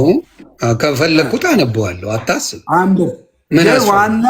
ዋናው አይዞ ከቁጥር 7 ጀምሮ እሺ፣ ላንብበት። አንተ ነገርካቸው አይደለ? ያንተ ጥያቄ ሴት ለምን ትቸገራለህ? እኔ ላነበው ሳኦል ናቸው። ሳሙኤልና ሳኦል ናቸው። አይዞ ኢትስ ኦኬ። ያው የሆነ ተገናኘ። ላነበው። እሺ ቀጥል። ሚውት አድርግልኝ አንዴ፣ በጌታ አንዴ ሚውት አድርግልኝ። አትሳደቡ፣ ንገርልኝ አንዴ። ጴንጤዎች ፕሊዝ የኔዎቹ አደራ እንዳትሳደቡ። አይ የምትሳደቡ ካላችሁ አዝናለሁ። የጴንጤ መገለጫ እንዳልሆነ ታውቃላችሁ። ስለዚህ ፕሊዝ ስታፕ። እኔ ራሱ ገና ስለሆንኩ ነው። ወደፊት እንኳን ልሳደብ እየባረኩኝ እየጸሎት ማድረግ ሰው ነኝ። ስለዚህ ተው። እኔ ላውራ፣ ሚውት አድርግልኝ አንዴ። ምንድን ነው የሚለው? ከታሪኩ ስንረዳ መጽሐፍ ቅዱስ እንደሚለው ምን ይላል? ከ5 ልጀምርላችሁና ላነበው። ምን ይላል? ሳኦልም የፍልስጤማውያንን ጭፍራ ባየ ጊዜ ፈራ፣ ልቡም እጅግ ተንቀጠቀጠ። ሳኦልም ይላል ሳኦልም ባሪያዎቹን ወደ እርሷ ሄጄ እጠይቅ ዘንድ መናፍስት የምትጠራ ሴት ፈልጉልኝ አላቸው። ምንድን ነው ያለው? ፈርቷል፣ ተንቀጥቅጧል። መናፍስት የእግዚአብሔር ቃል አለ። መናፍስት የጠንቋይ ነው፣ የሌሎቹ ነው። ምንድን ነው? ሳኦልም ባሪያዎቹን ወደ እርሷ ሄጄ እጠይቅ ዘንድ መናፍስት የምትጠራ ሴት ፈልጉልኝ አላቸው። ባሪያዎቹም እነሆ መናፍስት የምትጠራ አንዲት ሴት ባይንዶር አለች። መናፍስት፣ ጠንቋይ፣ መተተኛ፣ እርኩስ መንፈስ የምትጠራ ሴት። ሳኦልም መልኩን ለውጦ ሌላ ልብስ ለብሶም ሄደ። ለምን? እንዳታቀው ላጥ ብሎ ወደ ሌላ ነው ሄደው። ሳኦል መልኩን ለውጦ ሌላ ልብስ ለብሶ ሄደ። ሁለትም ሰዎች ከእርሱ ጋር ነበሩ። በሌሊት ወደ ሴቲቱ መጡ። በሌሊት የጠንቋይ ስራ በሌሊት አይደል? እርሱም እባክሽ መናፍስት አሟርችልኝ የምልሽንም አስነሽልኝ አላት። ማን ነው ይሄ? ጠንቋይ ነው። በእግዚአብሔር የሆነ ሰው አይደለ፣ አውሬ ነው፣ መናፍስት ነው ሳኦል። አያችሁ አይደል? ወዴት ነው እባክሽ ብሎ የሚጠይቃት? ይቺን ጠንቋይ ነው የሚጠይቃት፣ እንዲህ አድርጊልኝ። ስለዚህ ምንም እውቀት የለው። ስለዚህ ምን አለ? እባክሽ መናፍስትን አሟርችልኝ የምልሽንም አስነሽልኝ አላት። የምልሽንም አስነሽልኝ ማን ነው የሚላት? መናፍስቱን። ሴቲቱም እነሆ መናፍስት ጠሪዎችና ጠንቋዮችን ከምድር እንዳጠፋ ሳኦል ያደረገውን ታውቃለህ። ስለምን እኔን ለማስገደል ወጥመድ ለነፍሴ ታደርጋለህ አለችው። ለምን? ስለ እኔ። ሳኦልም ሕያው እግዚአብሔርን በዚህ ነገር ቅጣት አያገኝሽም ብሎ በእግዚአብሔር ማለላት። እንግዲህ ሳኦል ነው የሚምለው። እዚህ ጋር ጠንቋይ ጋር ይሄዳል። ከጠንቋዩ ጋር ይሞዳሞዳል። አጥፊልኝ ይላታል። መልሶ ደግሞ ይምልላታል። ያራዳ ልጅ መልሶ ይምልላታል። እግዚአብሔር ያሳያችሁ። በእግዚአብሔር ስም ማልላት። እግዚአብሔርን ያውቃል። ይሄ እግዚአብሔርን የሚያውቅ ነው ወይስ ጥንቁልና ነው የሚያውቅ? ማልላት። ሴቲቱም ማንን ላስነሳልህ አለች። በእግዚአብሔር ስም ማለ። እግዚአብሔርን ክዷል። ከእሷ ጋር የሚያወራው ሌላ ነገር ነው። ጥንቁልና ነው የሚያወራው። ሟርት ነው የሚያወራው። መጥፎ ነገር ነው። እግዚአብሔርን የሚያውቅ ሰው አይደለም። ማለላት። በእግዚአብሔር ስም ግን ሳኦል የሚባለው ማለላት። ሴቲቱም ማንን ላስነሳልህ አለች። ማንኛዋ? ሟርተኛዋ። ማንን ላስነሳልህ አለችው። እርሱም ሳሙኤልን አስነሽልኝ አለ። እርኩስ መንፈስ አለ። ማናት? እርኩስ ናት፣ ዲያብሎስ ናት። እሱም በእግዚአብሔር የሚያምን አይደለም። አስነሽልኝ። ማን? ሳሙኤልን አስነሽልኝ አለ። ሴቲቱም ሳሙኤልን ባየች ጊዜ በታላቅ ድምፅ ጮኸች። ሴቲቱም ሳኦልን አንተ ሳኦል ስትሆን ለምን አታለልኝ ብላ ተናገረችው። አታላታ ማ? እቺ መናፍስት ናት፣ ርኩስ መንፈስ ናት፣ አጭበርባሪ ናት። ምን አለችው? አንተ አለችው ሳኦል ስትሆን ለምን አታለልኸኝ ብላ ተናገረችው። አታልላት። ይህ እርስ በራስ የእርኩስ መንፈስ የሚሰሩት ስራ ነው። ንጉሱም ምን አላት? አትፍሪ፣ ያየሽው ምንድር ነው አላት። ሴቲቱም ሳኦልን አማልክት ከምድር ሲወጡ አየው አለችው። አማልክት ከምድር ሲወጡ አየው። ማ? ይቺ ማውኗ መኗ ናት፣ ጠንቋይዋ ናት። ይህን የምትለው እርኩስ መንፈስ ያለባት ናት የምትለው። እርሱም መልኩ ምን አይነት ነው አላት። እርሷም አየው ነው ያለችው እንጂ በእንትን አይደለም፣ በመንፈሷ ነው ያየችው። ከዛ መልኩ ምን አይነት ነው አላት። እርሷም ሽማግሌ ሰው ወጣ፣ መጎናጸፊያም ተጎናጽፏል አለች። ሳኦልም ሳሙኤልን እንደሆነ አወቀ። ማ? ቆይ መናፍስት ቢዩት አረባለ በደንብ አድርጌ እዚህ ጋ ያዘው። ሳሙኤል መናፍስት ነው። ቆይ በደንብ እናየው። ሳሙኤል መናፍስት ነው። ኧረ እኔ ላነብበት ማብሮ። ሳሙኤል መናፍስት ነው። አይዞ ማብሮ፣ እያነበብኩ አጭር መልስ መልስልኝ። በደንብ ነው የምመልሰው። ሚዩት አድርጌ አዳምጣለሁ። አየሁ ነው ያለችው። ማን ነው? ሁላችሁ አየህ እንዳላወራ ያደርጉ። አሁን እኮ ዝም ብያለሁ። በላ ጨርስና ትጠይቀኝ። ስጨርስ ትጠይቀኛለህ። ኧረ በጌታ የሆነበት ቴንኪው። ምን አለ? ይኸውላችሁ በደንብ ስሙ። አያችሁ አይደለ? ይኸው ይኸውልኝ ምን አለ እዚህ ጋር። ሳኦልም ሳሙኤል እንደሆነ ምን አለች እዚህ ጋር መጀመሪያ። እርሱም መልኩ ምን አይነት ነው አላት። እርሷም ሽማግሌ ሰው ወጣ፣ መጎናጸፊያውም ተጎናጽፏል አለች። እያየች ነው፣ መናፍስት ነው እንትን እያለች ነው። ሳኦልም ሳሙኤል እንደሆነ አወቀ። ማን እንደሆነ ስትነግረው በመንፈስ ምክንያቱም እርኩስ መንፈስ ያያል፣ ቅዱስ መንፈስም ያያል። ስለዚህ አወቀ። በፊቱም ተጎነበሰ፣ በምድር ላይ እጅ አነሳ። በፊቱም ተጎነበሰ። መጀመሪያ ይሄ ራሱ ሳሙኤል መሆኑን አውቆ፣ ኧረ ላነብበት እኮ ሳሙኤል መሆኑን አውቆ በለኛ። ሪል ነው ሳሙኤል ነው ያወቀው። ሳኦል መሆኑን አወቀ። ትክክል። አጋንንት አይደለም ያየው። አጋንንት ኖ እሷ ያየችው ምን አይነት የእሷን ጠዋት ለምንድን ነው እሷ አይደል እንዲያየችው? ኧረ ላንብበት በጌታ እኔ ልወጣ ነው። ጌታ ምስክሬ አላስነብብ አለኝ። ላንባ የሳኦልንና የሳሙኤልን ኮንቨርሴሽን ነው ዋናው የምንፈልገው። ቀጥል፣ አንብብ። አይዞ ይሁንዬ፣ አታስቆመኝም። ሸውዶ እኮ ነው ያስወጡ። አታቀረበ እኔ በጌታ ከጌታ ከኢየሱስ ውጭ የሚያድን አለ ብሎ የሚያወራልኝ ነው ሳቄ የሚመጣው። የሚያድን ሌላ አለ ብለህ የምትወራጨው ነው ሳቄን የሚያመጣው። እናነበው። አንድ ነው ያለን የሚያድን ቢኖርማ እዚህ አትንተፋተፍብኝም። ስለሌላ የሚያድን ያለን ይኸው ማርያምን የሚያድንን አንድ ነው ያለው፣ ሌላ የለንም። ታዲያ ከሌለ ምን አስጨመረ? ተጨማሪ ጠይቁ እያልከኝ እኮ ነው። ምን ይኸው አሁን የምታወራው ምንም ማያድኑ አሉ እንዴ? ማማልዱ አሉ እንዴ? ነፍሴን ያድነኛል እያልከኝ እንዴ? ነፍሴን ያዳነኝ ኢየሱስ። ነፍስን ካላዳነ ታዲያ ሌላውም እንዲያደርግልህ ነው የምትጸልየው? ምን ሊያደርግልህ ነው ለሌላው የምትጸልየው? ነፍስን የሚያድነው እያለ ምን እንዲያድንልህ ነው የምትጸልየው ለሌላው? ነፍሴን እንዲያድነኝ አሁን ልጨርስ። አያችሁ ማስጨረስ አልፈለገም። ጌታ ምስክር አልፈለገም። ቀጥል። እሺ ቀጥል። ኦኬ። ስለዚህ እቺ መናፍስት ያላት ሴትዮ የተናገረችውን አመነ ስላለ አሁን ለምሳሌ አንድ ልጨርስ ሀሳቤ። አንድ ሰው በሆነ ነገር ቡዳ በልቶኛል ብሎ ሌላ ሰው አቀሳስሮ ስለወጣ ልክ ነው ማለት አይደለም። ትንታኔው ተወና ሳሙኤልና ሳኦል ያደረጉትን ኮንቨርሴሽን አምጣ። ቀጥል። ሴትዮዋ የእግዚአብሔር መንፈስ ያለባት ናት፣ የርኩስ መንፈስ ያለባት ናት? መልሱን አይመልስም። አየህ፣ ስማኝ፣ ሪል ሳሙኤል ተገልጧል አልተገለጠም? ሳሙኤል ተገልጧል አልተገለጠም? በማን ነው የተገለጠው? እስኪ መልስልኝ።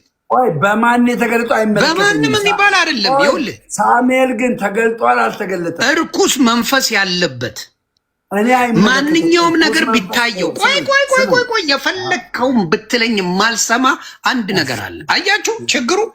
እርኩስ መንፈስ ያለበትን አምኗታል።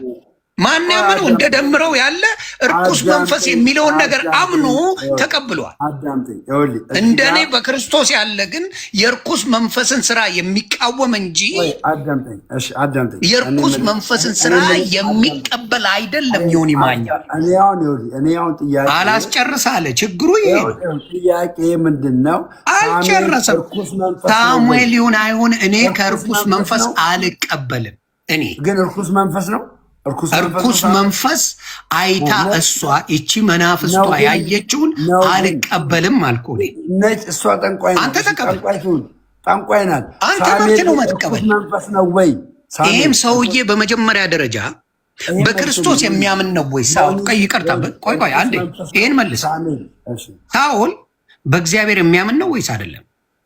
ቴንኪው። ሳኦል እግዚአብሔር አልሰማ ስላለው ነቢይ ስለሌለ፣ ስማኝ አዳምጠኝ። ነቢይ ስለሌለ ሳኦልን ደግሞ እግዚአብሔር የሚሰማው በማ ስለነበረ? በሳሙኤል ስለነበረ። ሳሙኤል ደግሞ ምን ስለሆነ? ስለሞተ ገባ።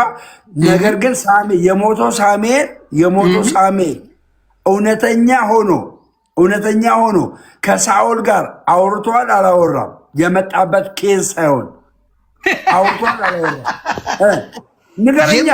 መጽሐፍ ቅዱስ ይላል የምትቀበሉት ነገር መንፈሱን መርምሩ ይላል። አየህ ችግር ይሄ ነው። አንተ መንፈሱን አትመረምርም። በጠንቋይ የመጣን አምኖ ነው እዚህ ጋር የሚከራከር። ከፈለግ ሰው አስገባ። እርግጠኛውንና ሳሙኤል እውነተኛ ነው አይደለም? ሳሙኤልማ በእግዚአብሔር የታመነ መልካም ልዩ ነው። ሳሙኤል እውነተኛ ነው። መናፍስቷ አውሬ ናት እያልኩ መናፍስቷ ነው የምናወራው። የመጣው ሳሙኤል ግን እውነተኛ ነው እውነተኛ አይደለም? የመጣው ሳሙኤል ኮመንት አታምም የሚላክ ኮመንት ጋር ነው ያየሁት። እኔ መጽሐፍ ቅዱስ ላነብልህ ነው። እዚህ ጋር ምን ኮመንት ነው? አንተ ነህ እንጂ በስንት ኮመንት አይደለም ይሄን ጥቅስ ያመጣው። ምኑ ነው የምታወራው? ኧረ ጥቅስ ማን ይበልጣለሁ? አንተ አታውቀውም። አባቱ ሳሙኤል እውነተኛ ነው እውነተኛ አይደለም? የመጣው ሳሙኤል የትኛው ላንበው? አልጨረስኩም አንብቤ። አስቆምከኝ እኮ በየት በኩል ላንብ? እንጥል ላይ እየቆምክ እሺ። ምን አለ? ከዛ በኋላ ምን አለ? እርሱም መልኩ ምን አይነት ነው አላት። ይሄ የሚላት እግዚአብሔርን የማያመልከው ሰው ነው። ከመናፍስቷ ጋር ነው የሚያወራው። መልኩ ምን አይነት ነው አላት። እርሷም ሽማግሌ ሰው ወጣ፣ መጎናጸፊያም ተጎናጽፏል አለች። ሳኦልም አዎ አንብበው አልከኝ፣ እያነበብኩልህ ነው። ካቆምንበት ለማንበብ የቆምንበትን ሪቪው አድርጌ ነው የሚሄደው። ከዛ እርሷም ሽማግሌ ሰው ወጣ፣ መጎናጸፊያም ተጎናጽፏል አለች። ሳኦልም ሳሙኤል እንደሆነ አወቀ፣ በፊቱም አጎነበሰ፣ በምድር ላይ እጅ ነሳ። ሳሙኤል ሳኦልን ለምን አወከኝ? ለምንስ አስነሳኸኝ አለው። ሳኦልም መልሶ ፍልስጤማውያንን ይወጉኛልና እጅግ ተጨንቄአለሁ። እግዚአብሔር ከኔ ርቋል፣ በነቢያት ወይም በሕልም አልመለሰልኝም። ስለዚህ የማደርገውን ብታሳውቀኝ ዘንድ ጠራው አለው።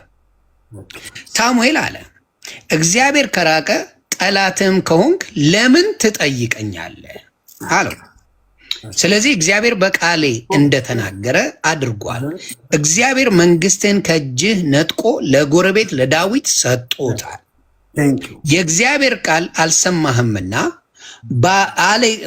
በአማሌቅም ላይ ታላቅ የሆነ ቁጣን አላደረግምና ስለዚህ ዛሬ እግዚአብሔር ይህን ነገር አድርጎብሃል። በጣም ታዲያ የቱ ቦታ ነው? እኔ ነኝ አይደለም ያነበብኩት። ይሄ ሳሙኤል እውነተኛ ሳሙኤል ነው አይደለም? ከዛ በኋላ የምንቀጥለው ትክክለኛ ሳሙኤል ነው። ሳሙኤል ነው ትክክለኛ። ስለዚህ ትክክለኛው ሳሙኤል ከሞት ተነስቶ በምድር ላይ ያለውን ሳኦልን አዋርቶታል። ትክክለኛው ሳሙኤል ለምን አስነሳሽኝ አላት።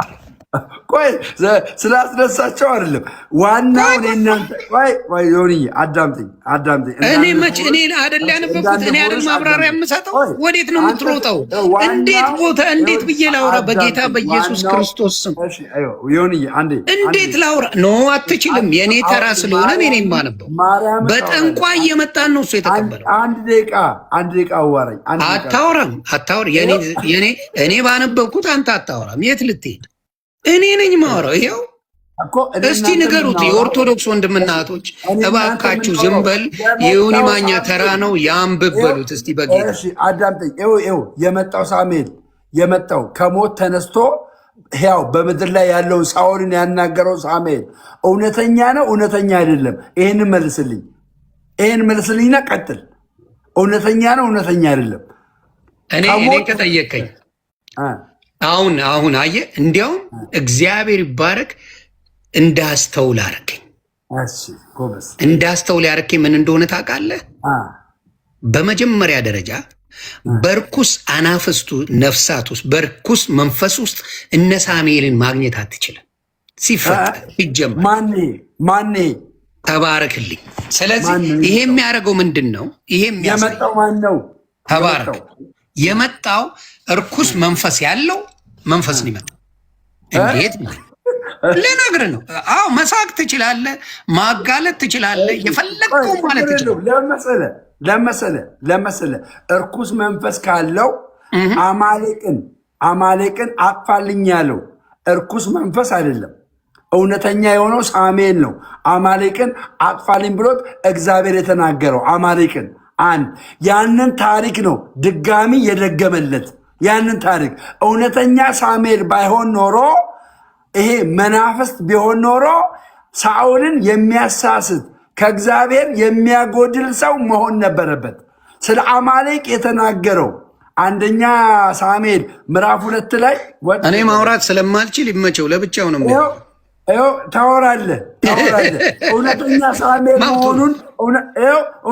ሳሙኤል መሆኑን ምስክሩ ማን ነው? ምስክሩ አንደኛ የእግዚአብሔርን ሐሳብ እየነገረው ነው። ምን እያለው?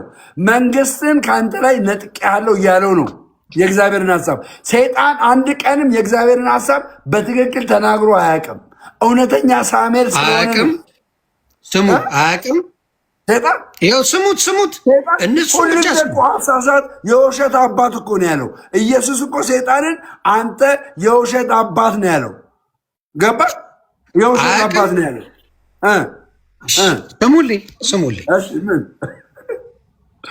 ስሙት በደንብ። የእኔ ጥቅስ ስላለኝ ነው። እኔ መጽሐፍ ቅዱስን ስለማነብ እኛ ሳሙኤል ኖ የትም መሄድ አይቻልም። አባ ነው ዝም ብለህ ዘፍነህማ መሄድ አትችልም። ኖ ይሄ ልናገርና ከዛ ትቀጥላለህ።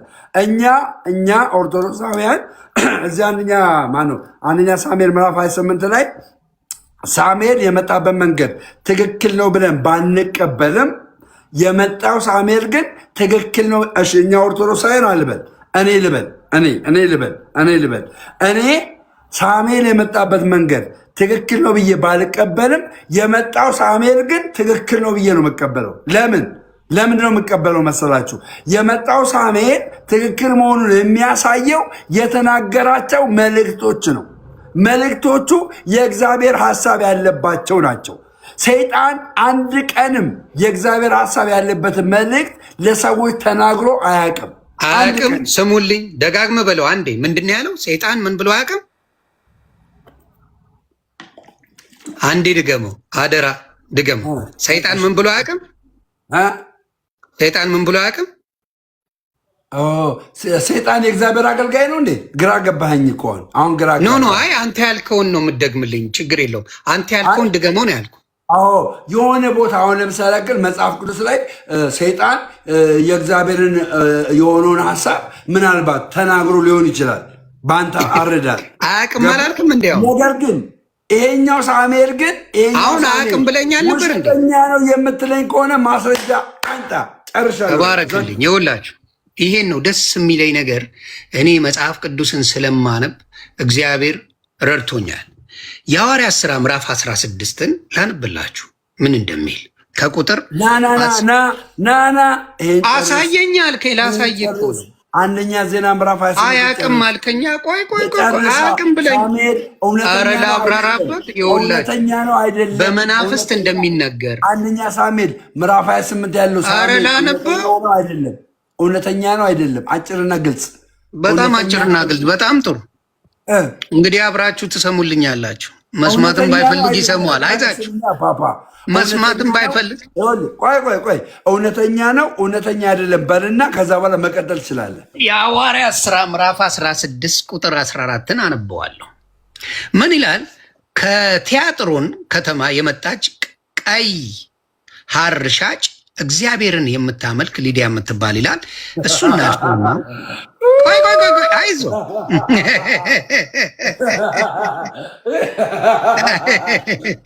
አየ ችሎታዬን አየሁ አይደለ? ችሎታዬን አየሁ።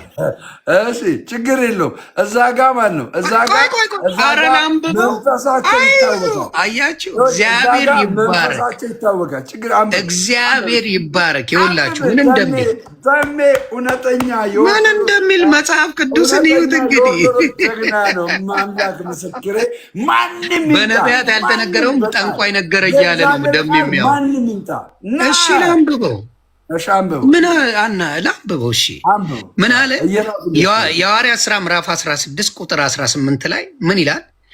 ይህንንም እጅግ ቀን አደረገች። ጳውሎስ ግን ተቸገረና ዘወትር ይቅርታ ከ16 ጀምሮ ላንብብ 16 ወደ ጸሎት ስፍራ የሐዋርያት ሥራ 16 ምዕራፍ 16 ቁጥር 16 ወደ ጸሎት ስፍራ ስንሄድ የሟርተኝነት መንፈስ ያለባት ስሙ፣ የሟርተኝነት መንፈስ ያለባት ለጌቶቿም እየጠነቆለች ብዙ ትርፍ ታመጣ የነበረች አንዲት ገረድ አገኘችን።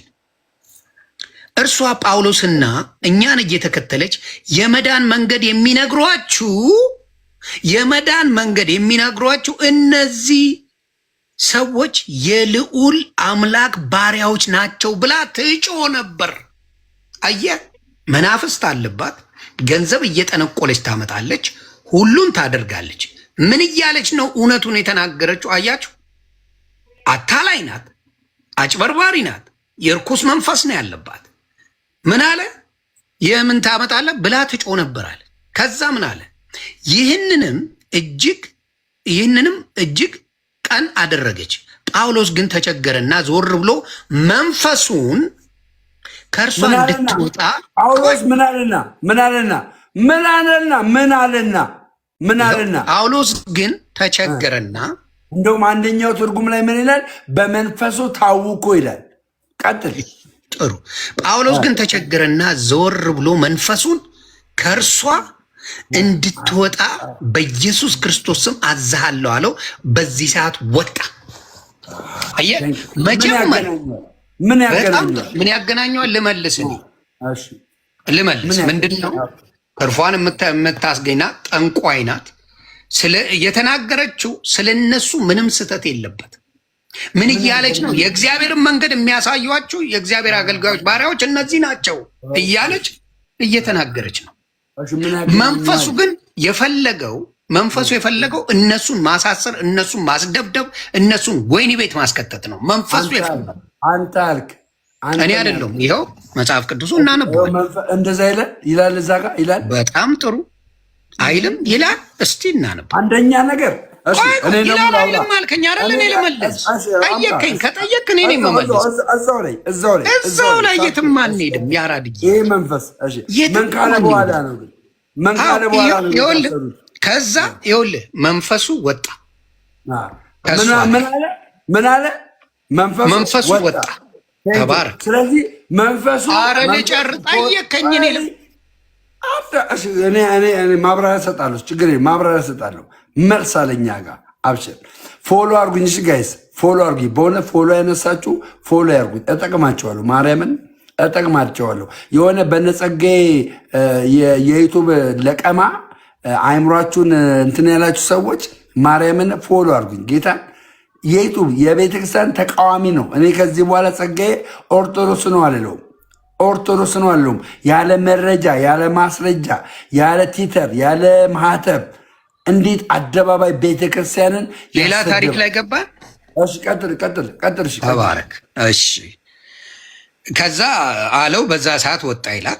በጌታ በኢየሱስ ያለውን ከእርሷ እንዲወጣ በኢየሱስ ክርስቶስ ስም አዝዣለሁ አለ። በማንም በሌላ አይታዘዝም።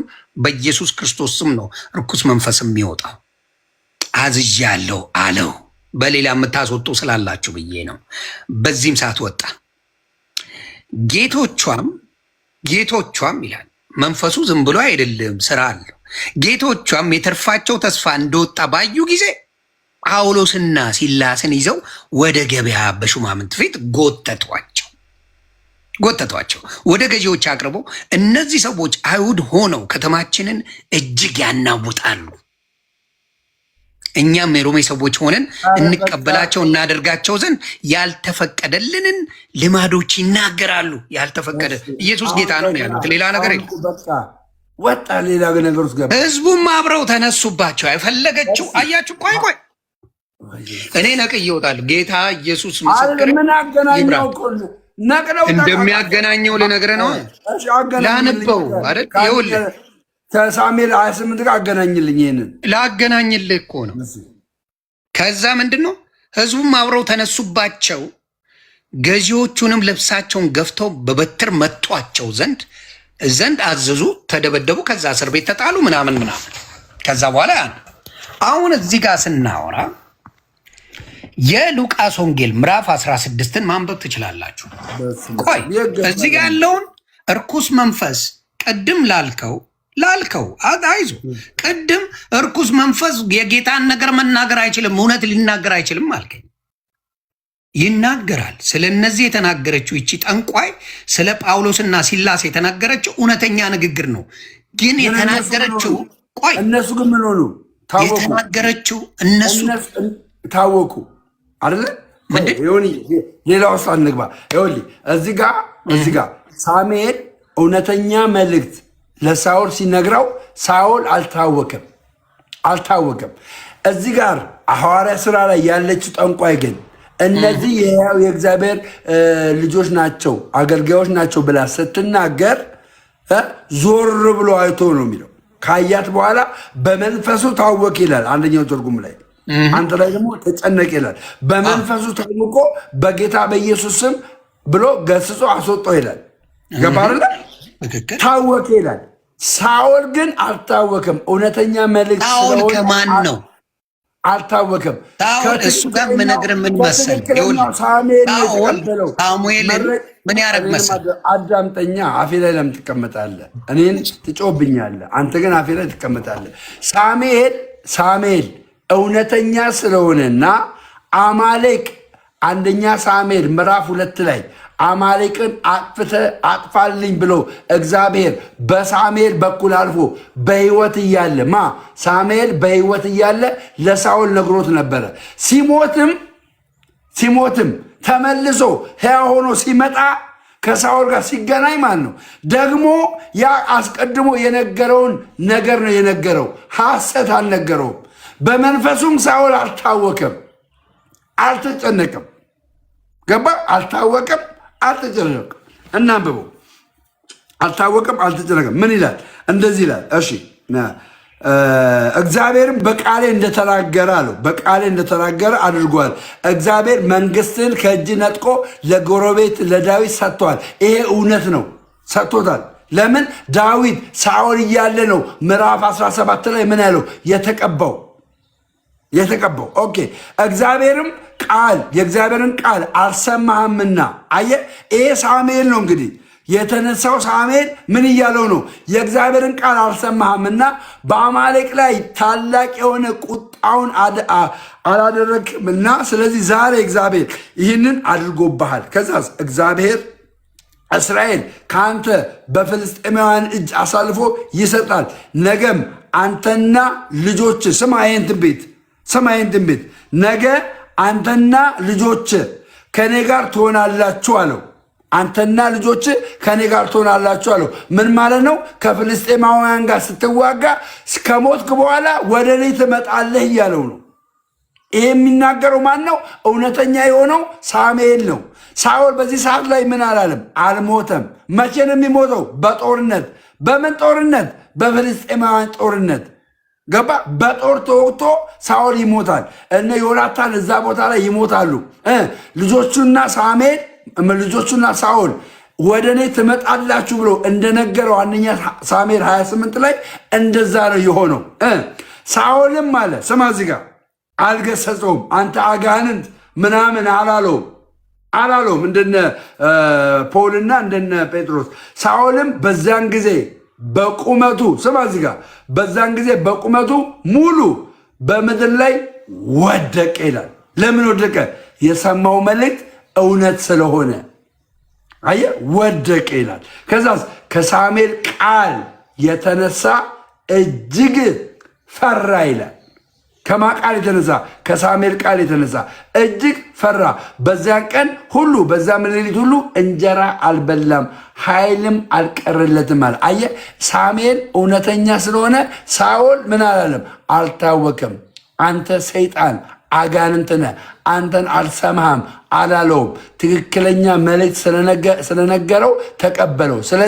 ስለዚህ እኛ ከምድር በሞት የተለዩንን ቅዱሳንን እግዚአብሔር ስለኛ ብሎ ወደ ምድር ልኮ ከኛ ጋር ያገናኛቸዋል። አራት ነጥብ። አጨብጭብ ኦርቶዶክሳዊ፣ ከስራ ያላቸው ኦርቶዶክሳውያን አጨብጭቡ። እኛ ቅዱሳን ለዚህ ነው እግዚአብሔር እየላካቸው ከኛ ጋር የሚገናኙት። እሺ፣ መጽሐፍ ቅዱሳዊ ነው። ጨርሻለሁ ወንድሜ። እና አታቋርጠኝም ወይስ ታቋርጠኛል? ሚውት። ኦኬ፣ ጨረስክ አይደለ? እንግዲህ እንደምታዩት በመጀመሪያ መጽሐፍ ቅዱሱ እንደሚናገረው ከእግዚአብሔር የራቀ የሚያምነው የነበረ ማንን ነው የሚያምነው የነበረው? በሳሙኤል በኩል ሁሉ ነገር የሚደረግ ሳሙኤል ያለፈ ግን እንደ ምልክት የፈለገው ከእግዚአብሔር ማን የራቀው? ሳኦል ርቋል። የት ነው ሄደው? ወደ እግዚአብሔር እንኳን አልመጣም። በሚያሳፍር ሁኔታ ሳኦል ወደ እግዚአብሔር እንኳን አልሄደም። የሄደው ወደ ርኩስ መንፈስ ነው ሄደው። እግዚአብሔር በየትም በኩል መገለጥ እንደሚችል የእግዚአብሔር ስራን እነሱ ሰው ላይ ነው ፎከስ የሚያደርጉት። እኛ ፎከስ የምናደርገው እግዚአብሔር አምላክ ላይ ነው። ልዩነታችን የሰማይና የምድር እንደሆነ የምታውቀው እኛ ፎከሳችን እግዚአብሔር፣ እሱ ፎከስ የሚያደርገው ምን ላይ? ሰው ላይ። ሳሙኤል ምንም ማድረግ እንደማይችል እሱም ያውቀዋል፣ ደሜም ያውቀዋል። አሁን ለክርክር ነው እንጂ ምንም ማድረግ እንደማይችል ሳሙኤል ያውቃል። ሳሙኤልን በጠንቋይ በኩል ቤት ሄዶ ነው እግዚአብሔርን መጠየቅ ሲችል፣ በጠንቋይ ቤት ሄዶ የርኩስ መንፈስን ጠይቆ ሳሙኤልን አስመጥቶ ምን አረገልኝ? እንደው ለመናገር እንኳን አይቀፋቸውም ለመናገር። በርኩስ መንፈስ የመጣን መንፈስ እንኳን ተቀብለውታል። this is how sad it is። በእግዚአብሔርን ጸሎት አድርጎ በእግዚአብሔር በኩል ሄዶ ሳኦል እግዚአብሔርን አግኝቶ ቢያደርገው ኖሮ ይሄንን ነገር ምን ትሉታላችሁ? ይነዋት እግዚአብሔር ይችላል ትላለ። አሁን ምን ለማለት ነው? በሳሙኤል ላይ ሌሎችም ቅዱሳን ኖች እኛን ያማልዱናል ብሎ ለማለት በጠንቋይ በኩል እነሱም ሊሄዱ ነው ማለት ነው። ነገ ጠንቋይ ቤት ሄዱና አይ እኔ ፍላጎቴ እንትን ስላለብኝ ቅዱስን ከጠንቋይ ቤት ጥሩልኝና በሱ መንገዱ ሄደን ምን እናደርጋለን? እግዚአብሔር ይገለጽልኛል፣ ትንቢት ይነገረኛል ብለው ይመጣሉ። ይሄን እንደ ምክንያት ማቅረቡ ራሱ እጅግ እጅግ ያሳዝናል። ጌታ ምስክር እችንማ ልበላት፣ አይተናነቅ፣ ተቀበል። እኔ እኮ ያልከውን በሙሉ ተቀበልኩኝ። ጌታ ኢየሱስ ያልከውን እኮ ተቀበልኩ። ሚውት አድርጌ ቅድም ነግሬ ነበረ። ሳሙኤል የመጣበት መንገድ ሳኦል ሳሙኤል ሚውት ማድረግ አይችልም። ከአንድ ደቂቃ በላይ ብራዘር፣ ከአንድ ደቂቃ በላይ ሚውት ማድረግ አይችልም። ሳሙኤል ሳኦል እንዲመጣ ያደረገበት መንገድ ትክክል ባይሆንም አየህ፣ በርኩስ መንፈስ የተጠራን ጥሪ አላዳምጥም። የኔ ተራ ነው፣ በእኔ ተራ ነው የምታጓራ። ሳሙኤል የመጣበት መንገድ በእኔ ተራ መጮህማ የመጣው ሳሙኤል ግን አሁንም የምነግርህ የመጣው ሳሙኤል የመጣው እንትና ሹሉቃ ምናምን እኔ አይመለከተኝ። ሹሉቃንም ጥረው አዶን ኬር። እኔ መንፈሱ እርኩስ መንፈስ አምጥቶት በርኩስ መንፈስ ተገልጧል አማልዶኛል ብሎ ሲል አንድ ሰው መጠየቅ አለብን። የእግዚአብሔር መንፈስ ነው እዛ ጋር የተገለጠው ወይስ የዲያብሎስ መንፈስ ነው የተገለጠው? የተገለጠ የዲያብሎስ መንፈስ ነው። በዲያብሎስ መንፈስ በዲያብሎስ መንፈስ የተገለጠውን አምኜበታለሁ እያለ ወንድማችን እየተናገረ ነው። ያ ቃል ለምን እንደሆነ ልንገርህ። ለምን እንደሆነ ልንገርህ። አይ በቃ አሁን አቅቷል። ከአቃተ ልናገር። ልናገር። አልጨረስኩም። ፕሊስ አልጨረስኩም። ሌላ ፖለቲካ ኖ ፖለቲካ ሁለተኛ ቆሮንቶስ ምዕራፍ 5 አልጨረስኩም። ኧረ በሕግ አምላክ ሳሙኤል እውነተኛ ነው። ሳሙኤልን ቶ እኔ ላውራ። እውነተኛ አይደለም። እሺ ላውራበት። ይኸውልህ ሲጮህ እውነተኛ ነው። እውነተኛ አይደለም። ይጮህብኝ አይደለም። እውነተኛ ነው። እውነተኛ ልናገር። አይዞህ እኮ አጭር አንተ ሴትዮዋ ላይ ተዘበዘ። ሴትዮዋ ቀረች እኮ አሁን ስለ ሳሙኤል እያወራን መስሎኝ። ሴትዮዋ ላይ ተዘበዘብ። ኧረ ላውራ። አንተን አስወራው ሚውት አድርጌ። እሺ አውራና ተላቀቅ። እሺ ቴንኪው። ይኸውላችሁ እዚህ ያላችሁ ኦርቶዶክሳውያን ሩን አያችሁ አይደል? በእኔ ተራ ላይ ሁሌ ካላወራው የሚል መናፍስት አለበት። ጌታ ምስክሬ መናፍስት አለበት። የእኔ ተራ ነው ሚውት አድርጌ አዳምጣለሁ አልከኝ። ለምን አታዳምጠኝ? አንዳንዴ ቃሽ ከዚህ በኋላ ለምንድን ነው ከዚህ በኋላ የምትለኝ? አንተ ጥግ ድረስ ስታወራ እኔ አስቆምኩ? አጨብጭቡ የኦርቶዶክስ ልጆች ጨርሻለሁ ካልከኝ መቼ አስወራኝ? ኧረ በጌታ ስም እኔ ፍላጎቴ እኮ ሳሙኤል እሺ ሳሙኤልን እሺ እኔ ላውራ። ተባረክ። እባክህ ሚውት አድርግልኝ። አጭር ነው የማወራው። ጌታ ምስክሬ አጭር ነው የማወራው። ሴትዮዋ ላይ ከሆንክ ግን አሁንም ሴትዮዋ የለችም፣ ሄደች እኮ እሷ ሄደች እኮ። ሳሙኤል ጋር ነው የምንመጣው። ሳሙኤል የተነገረው ነገር እውነት መሆኑን ሲያውቅ አለ። ለምን ሳሙኤል እኮ ያውቃል ዙፋኑ እንደተወሰደበት፣ ሁሉ ነገር እንደተወሰደበት ያውቃል። ለማረጋገጥ ነው የመጣው። ያውቃል እኮ ጠንቋይ ጋር ሄደው ጠንቋይ ቤት ሄደው ይሄ ነገር እንደሆነ ሳኦል ያውቃል።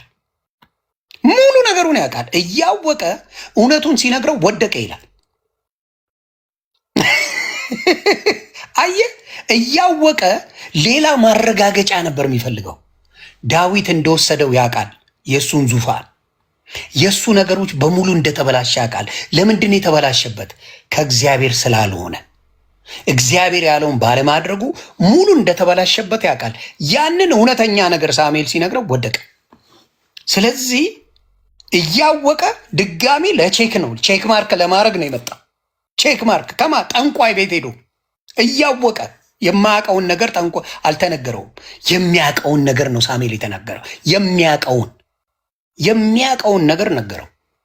ይህንን ነው ወንድማችን ምን እያለ የሚያመጣው። የማያውቀውን ነገር ተናግሯል። እዚህ ጋር መልስ አምጣ። የሚያውቀውን ነው የተነገረው። ዙፋኑ እንደተወሰደበት፣ ሁሉ ነገር እንደተወሰደበት የሚያውቀውን ጠንቋይዋ አረጋገጠችለት። ማንን ጠርታ? ሳሙኤልን ጠርታ እራሱን ደገመለት። አዲስ ነገር ቢነግረው ኖሮ፣ አዲስ ነገር ቢሆን ኖሮ፣ አዎ እውነትም ቅዱሳን በዚህ ወጥተው ከላይ መጥተው እንዲያርገው ይባላል። ስለዚህ ይሄንን ነገር ነው በዚህ የሚሸወዱት። የሚያውቁትን ነገር ማረጋገጫ ጠንቋይ ቤት የሚሄዱት አንዳንድ ሰዎች። ለዛ ጨርሻለሁ። የፈለግከው ማውራት ትችላለህ። ቴንኪዩ። አሁንም ወንድማችን እየመለሰ አይደለም፣ መልሱን ሸሽቶታል። እኛ አሁንም መጽሐፍ ቅዱስ ላይ አንደኛ ሳሙኤል ምዕራፍ 28 ሳሙኤል የመጣበት መንገድ ሳኦል ሳሙኤልን የጠራበት መንገድ ትክክል ነው ብለን ባንቀበልም የመጣው ሳሙኤል ግን ሳኦልን ሊገናኘው የመጣው ሳሙኤል ግን እውነተኛ ሳሙኤል ነው። እውነተኛ ሳሙኤል መሆኑ የምታውቁት በምንድን ነው? ለሳኦል በነገረው መረጃ። ገባችሁ? ለሳኦል በነገረው መረጃ፣ ለሳኦል በነገረው ማንኛውም ነገር፣ እንደገናም ደግሞ በነገረው ትንቢት ሳይቀር ነግሮታል። ምን እንደሚል ፍልስጤማውያን እንደሚገሉት ነግሮታል። ስለዚህ ሳሙኤል የመጣው ሳሙኤል እውነተኛ ሳሙኤል ነው። የመጣበት መንገድ ግን ትክክል ነው ብለን እኛ አንቀበልም። የመጣው ዋናው ምንድን ነው? እኔ አሁን እኛ አይደለም ኦርቶዶክሳውያን አይደለም፣ ግን ትምህርትም ስለሆነ እንናገራለን። እኛ ኦርቶዶክሳውያን ለምሳሌ ያክል በሰማይ ያሉ አባቶቻችንን ጸሎታቸው፣ ምልጃቸው፣ ልመናቸው የሚደርሰን ሳሙኤል ለሳኦል በተገለጠለት መንገድ መልኩ ነው የሚደርሰን። እኛ ጠንቋይ ጋር አንሄድም። ቀጥታ በተሰጠን ጸጋ ድንግል ማርያም ሆይ አቡነ ገብረ መንፈስ ቅዱስ ሆይ ብለን ብንጸልይ ማለት ነው። ወደ እነሱ ብንጸልይ አስታርቁን፣ አማልዱን ብለን ብንጸልይ እንሰማለን። ገባ? ጠንቋይ ጋር ሳንሄድ የሳኦል ችግሩ ምንድን ነው? ጠንቋይ ጋር መሄዱ ነው። ጠንቋይ ጋር መሄድ አልነበረበትም። የመጣው ሳሙኤል ግን እውነተኛ ሳሙኤል ነው። የመጣው ሳሙኤል እውነተኛ ሳሙኤል ነው። ወንድ የሆነ አንዴ ወንድ የሆነ ጀግና የሆነ የመጣው ሳሙኤል ጣዖት ነው፣ መናፍስት ነው፣ ሰይጣን ነው ብሎ የሚናገር ሰው ካለ አጨብጭብለታለሁ። ጀግና የሆነ የመጣው ሳሙኤል የመጣበት መንገድ አይደለም። የመጣው ሳሙኤል እውነተኛ ሳሙኤል አይደለም የሚል ሰው ካለ መጥቶ ይሞግተኝ። ቀጥለው መልካም። ስለዚህ አመጣጡ ልክ አይደለም። ጠንቋይ ቤት መሄድ የለበትም። ቆይ እስቲ በምን ሊያገኘው ይችል ነበር? እስቲ ንገረኝ። ሳኦል ሳሙኤልን በምን ሊያገኘው ይችል ነበር? እስቲ ንገረኝ። ሳኦል ሳሙኤልን አሁን እኔ ባልኩ መንገድ ገባ ፈልጎት ጠንቋይ ጋር ሳይሄድ ምክንያቱም ጠንቋያ የተለየ ከሰውነት የተለየ ማንነት የላትም። ገባ? በእስራኤል ዘንድ ንጉሥ የተባሉ ሁሉ ምንድን ናቸው ተብሎ ይታሰባሉ? ካህን ናቸው፣ ነቢይ ናቸው፣ ንጉሥ ናቸው ይባላል። ለምሳሌ ያክል ሳኦል የምን ቅባት ወረደበት ተብሎ ተነግሮልን ነበረ። ምን ነው ሳኦልን የነቢያት ቅባት አገኘው እስከሚባል ድረስ ትንቢትን የተናገረ ሰው ነበረ። ሳኦል ነዋቴ ዘራማ የምትባል ቦታ ላይ ራሱ ሳይቀር ሳኦል ምን ተናግሮ ነበረ? ትንቢት ተናግሮ ነበረ። ስለዚህ ሳኦል ቀጥታ ከእግዚአብሔር ዘንድ ሳሙኤልን ፈልጋለሁ ብሎ ቢለው ይሄ ክስተት ይከሰት ነበረ። ነገር ግን እሱ የሄደበት አንግል ትክክል አይደለም። የመጣው ሳሙኤል ግን እውነተኛ ሳሙኤል ነው። ወንድሜ ጨርሻለሁ። አመሰግናለሁ። እዚህ ላይ ልጠይቅ። ለምን ትሮጣለህ? አይዞህ የኔንም ማሳብ ቆይ እቺን ብያት ትሄዳለህ። ምንድን ነው የምልህ መሰለህ? እኔ የምጠይቅ እዚህ ጋር ሰዓታችን አንድ ነው እንዳንተ። እኔ የምጠይቅ ምን መሰለህ? ሳኦል የማያውቀውን ነገር ነው የነገረው ሳሙኤል ወይስ የሚያውቀውን? የማያውቀውንም ነገር ነግሮታል፣ የሚያውቀውንም ነገር ነግሮታል። ስለዚህ ከሚያውቀው ነው የጀመረው አይደል?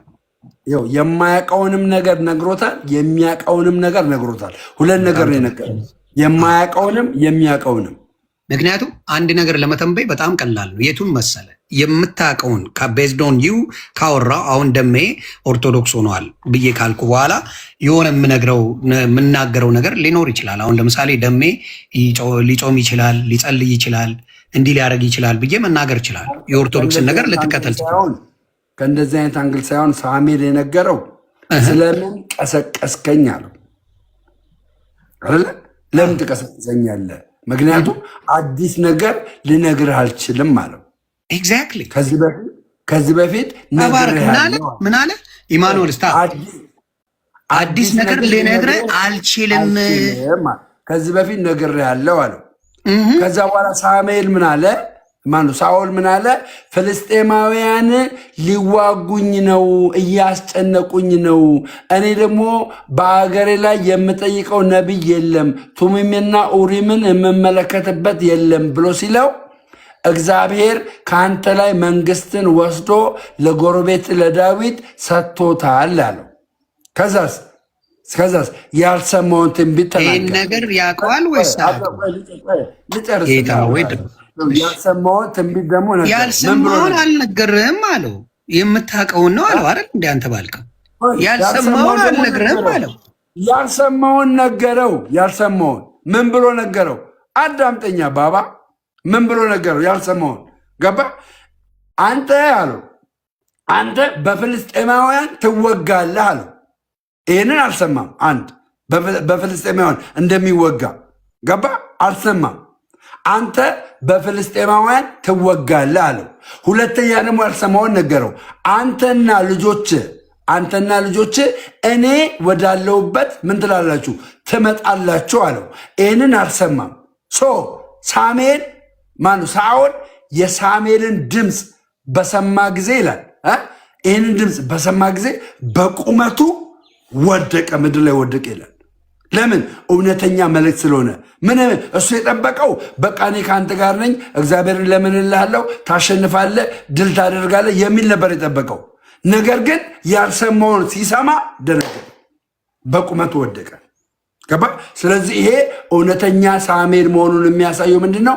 አስቀድሞ የነገረውን ነገረው፣ ቀጥሎ የሚሆነውን ነገር ነገረው። ያ የነገረው ነገር ደግሞ ማለት ነው ወደ ምዕራፍ 29 30 ምናምን አካባቢ ላይ ተከሰተ። ሳሙኤል ምን አለ? ሞተ፣ ወደቀ። እዚህ ምንድን ነው የምናደርገው ማለት ነው? እግዚአብሔርን ቀጥታ ማግኘት የማንችል ከሆነ በጠንቋይ ቤት ሄደን የምንፈልገው እናገኛለን። ኧረ ማምላክ ሆይ ጤና እናት እንዴት አድርጌ ነው ማስረዳው? ኧረ ማምላክ ሆይ የመጣበት መንገድ ትክክል አይደለም። የመጣው ሳሙኤል ግን ልክ ነው። አንድ አጨብጭ ማርያምን ለጭንቅላቴ ጌታ ለማጦስ ፈልጎ ነበረ። ነገ እንገናኛ ፓፓ፣ ነገ እንገናኛ። በእግዚአብሔር ቆይ ሳኦል በእግዚአብሔር ፊት መጸለይ ትቶ በጠንቋይ ሄዶ እውነት ተገለጠለት ብሎ መስበክ ግን አይከብድም? አረ አሁንም እየነገርኩ ነው። ሳኦል የሄደበት መንገድ ትክክል አይደለም። ትክክል ካልሆነ ኖ የትም ፍጩን አንተ እያልከኝ ያለው እኮ ደምዬ የሄደበት መንገድ ትክክል አይደለም። የትም ሄጁ የመጣው ሳሙኤል ግን እውነተኛ ሳሙኤል ነው። የትም ፍጩን ዱቄት ናምጩ ነው አንተ የምትለው። ማርያም ደከመኝ። ማርያምን ስንት ሰዓት ላይ ቆምኩ መሰለህ? በኢየሱስ ስም 3 ሰዓት ተኩል ላይ ቆም ያለው። የትም ፍጩ ዱቄቱን አምጩ ነው አንተ ጋር ያለው። ነገ እንገናኝ፣ እናወራለን። እሺ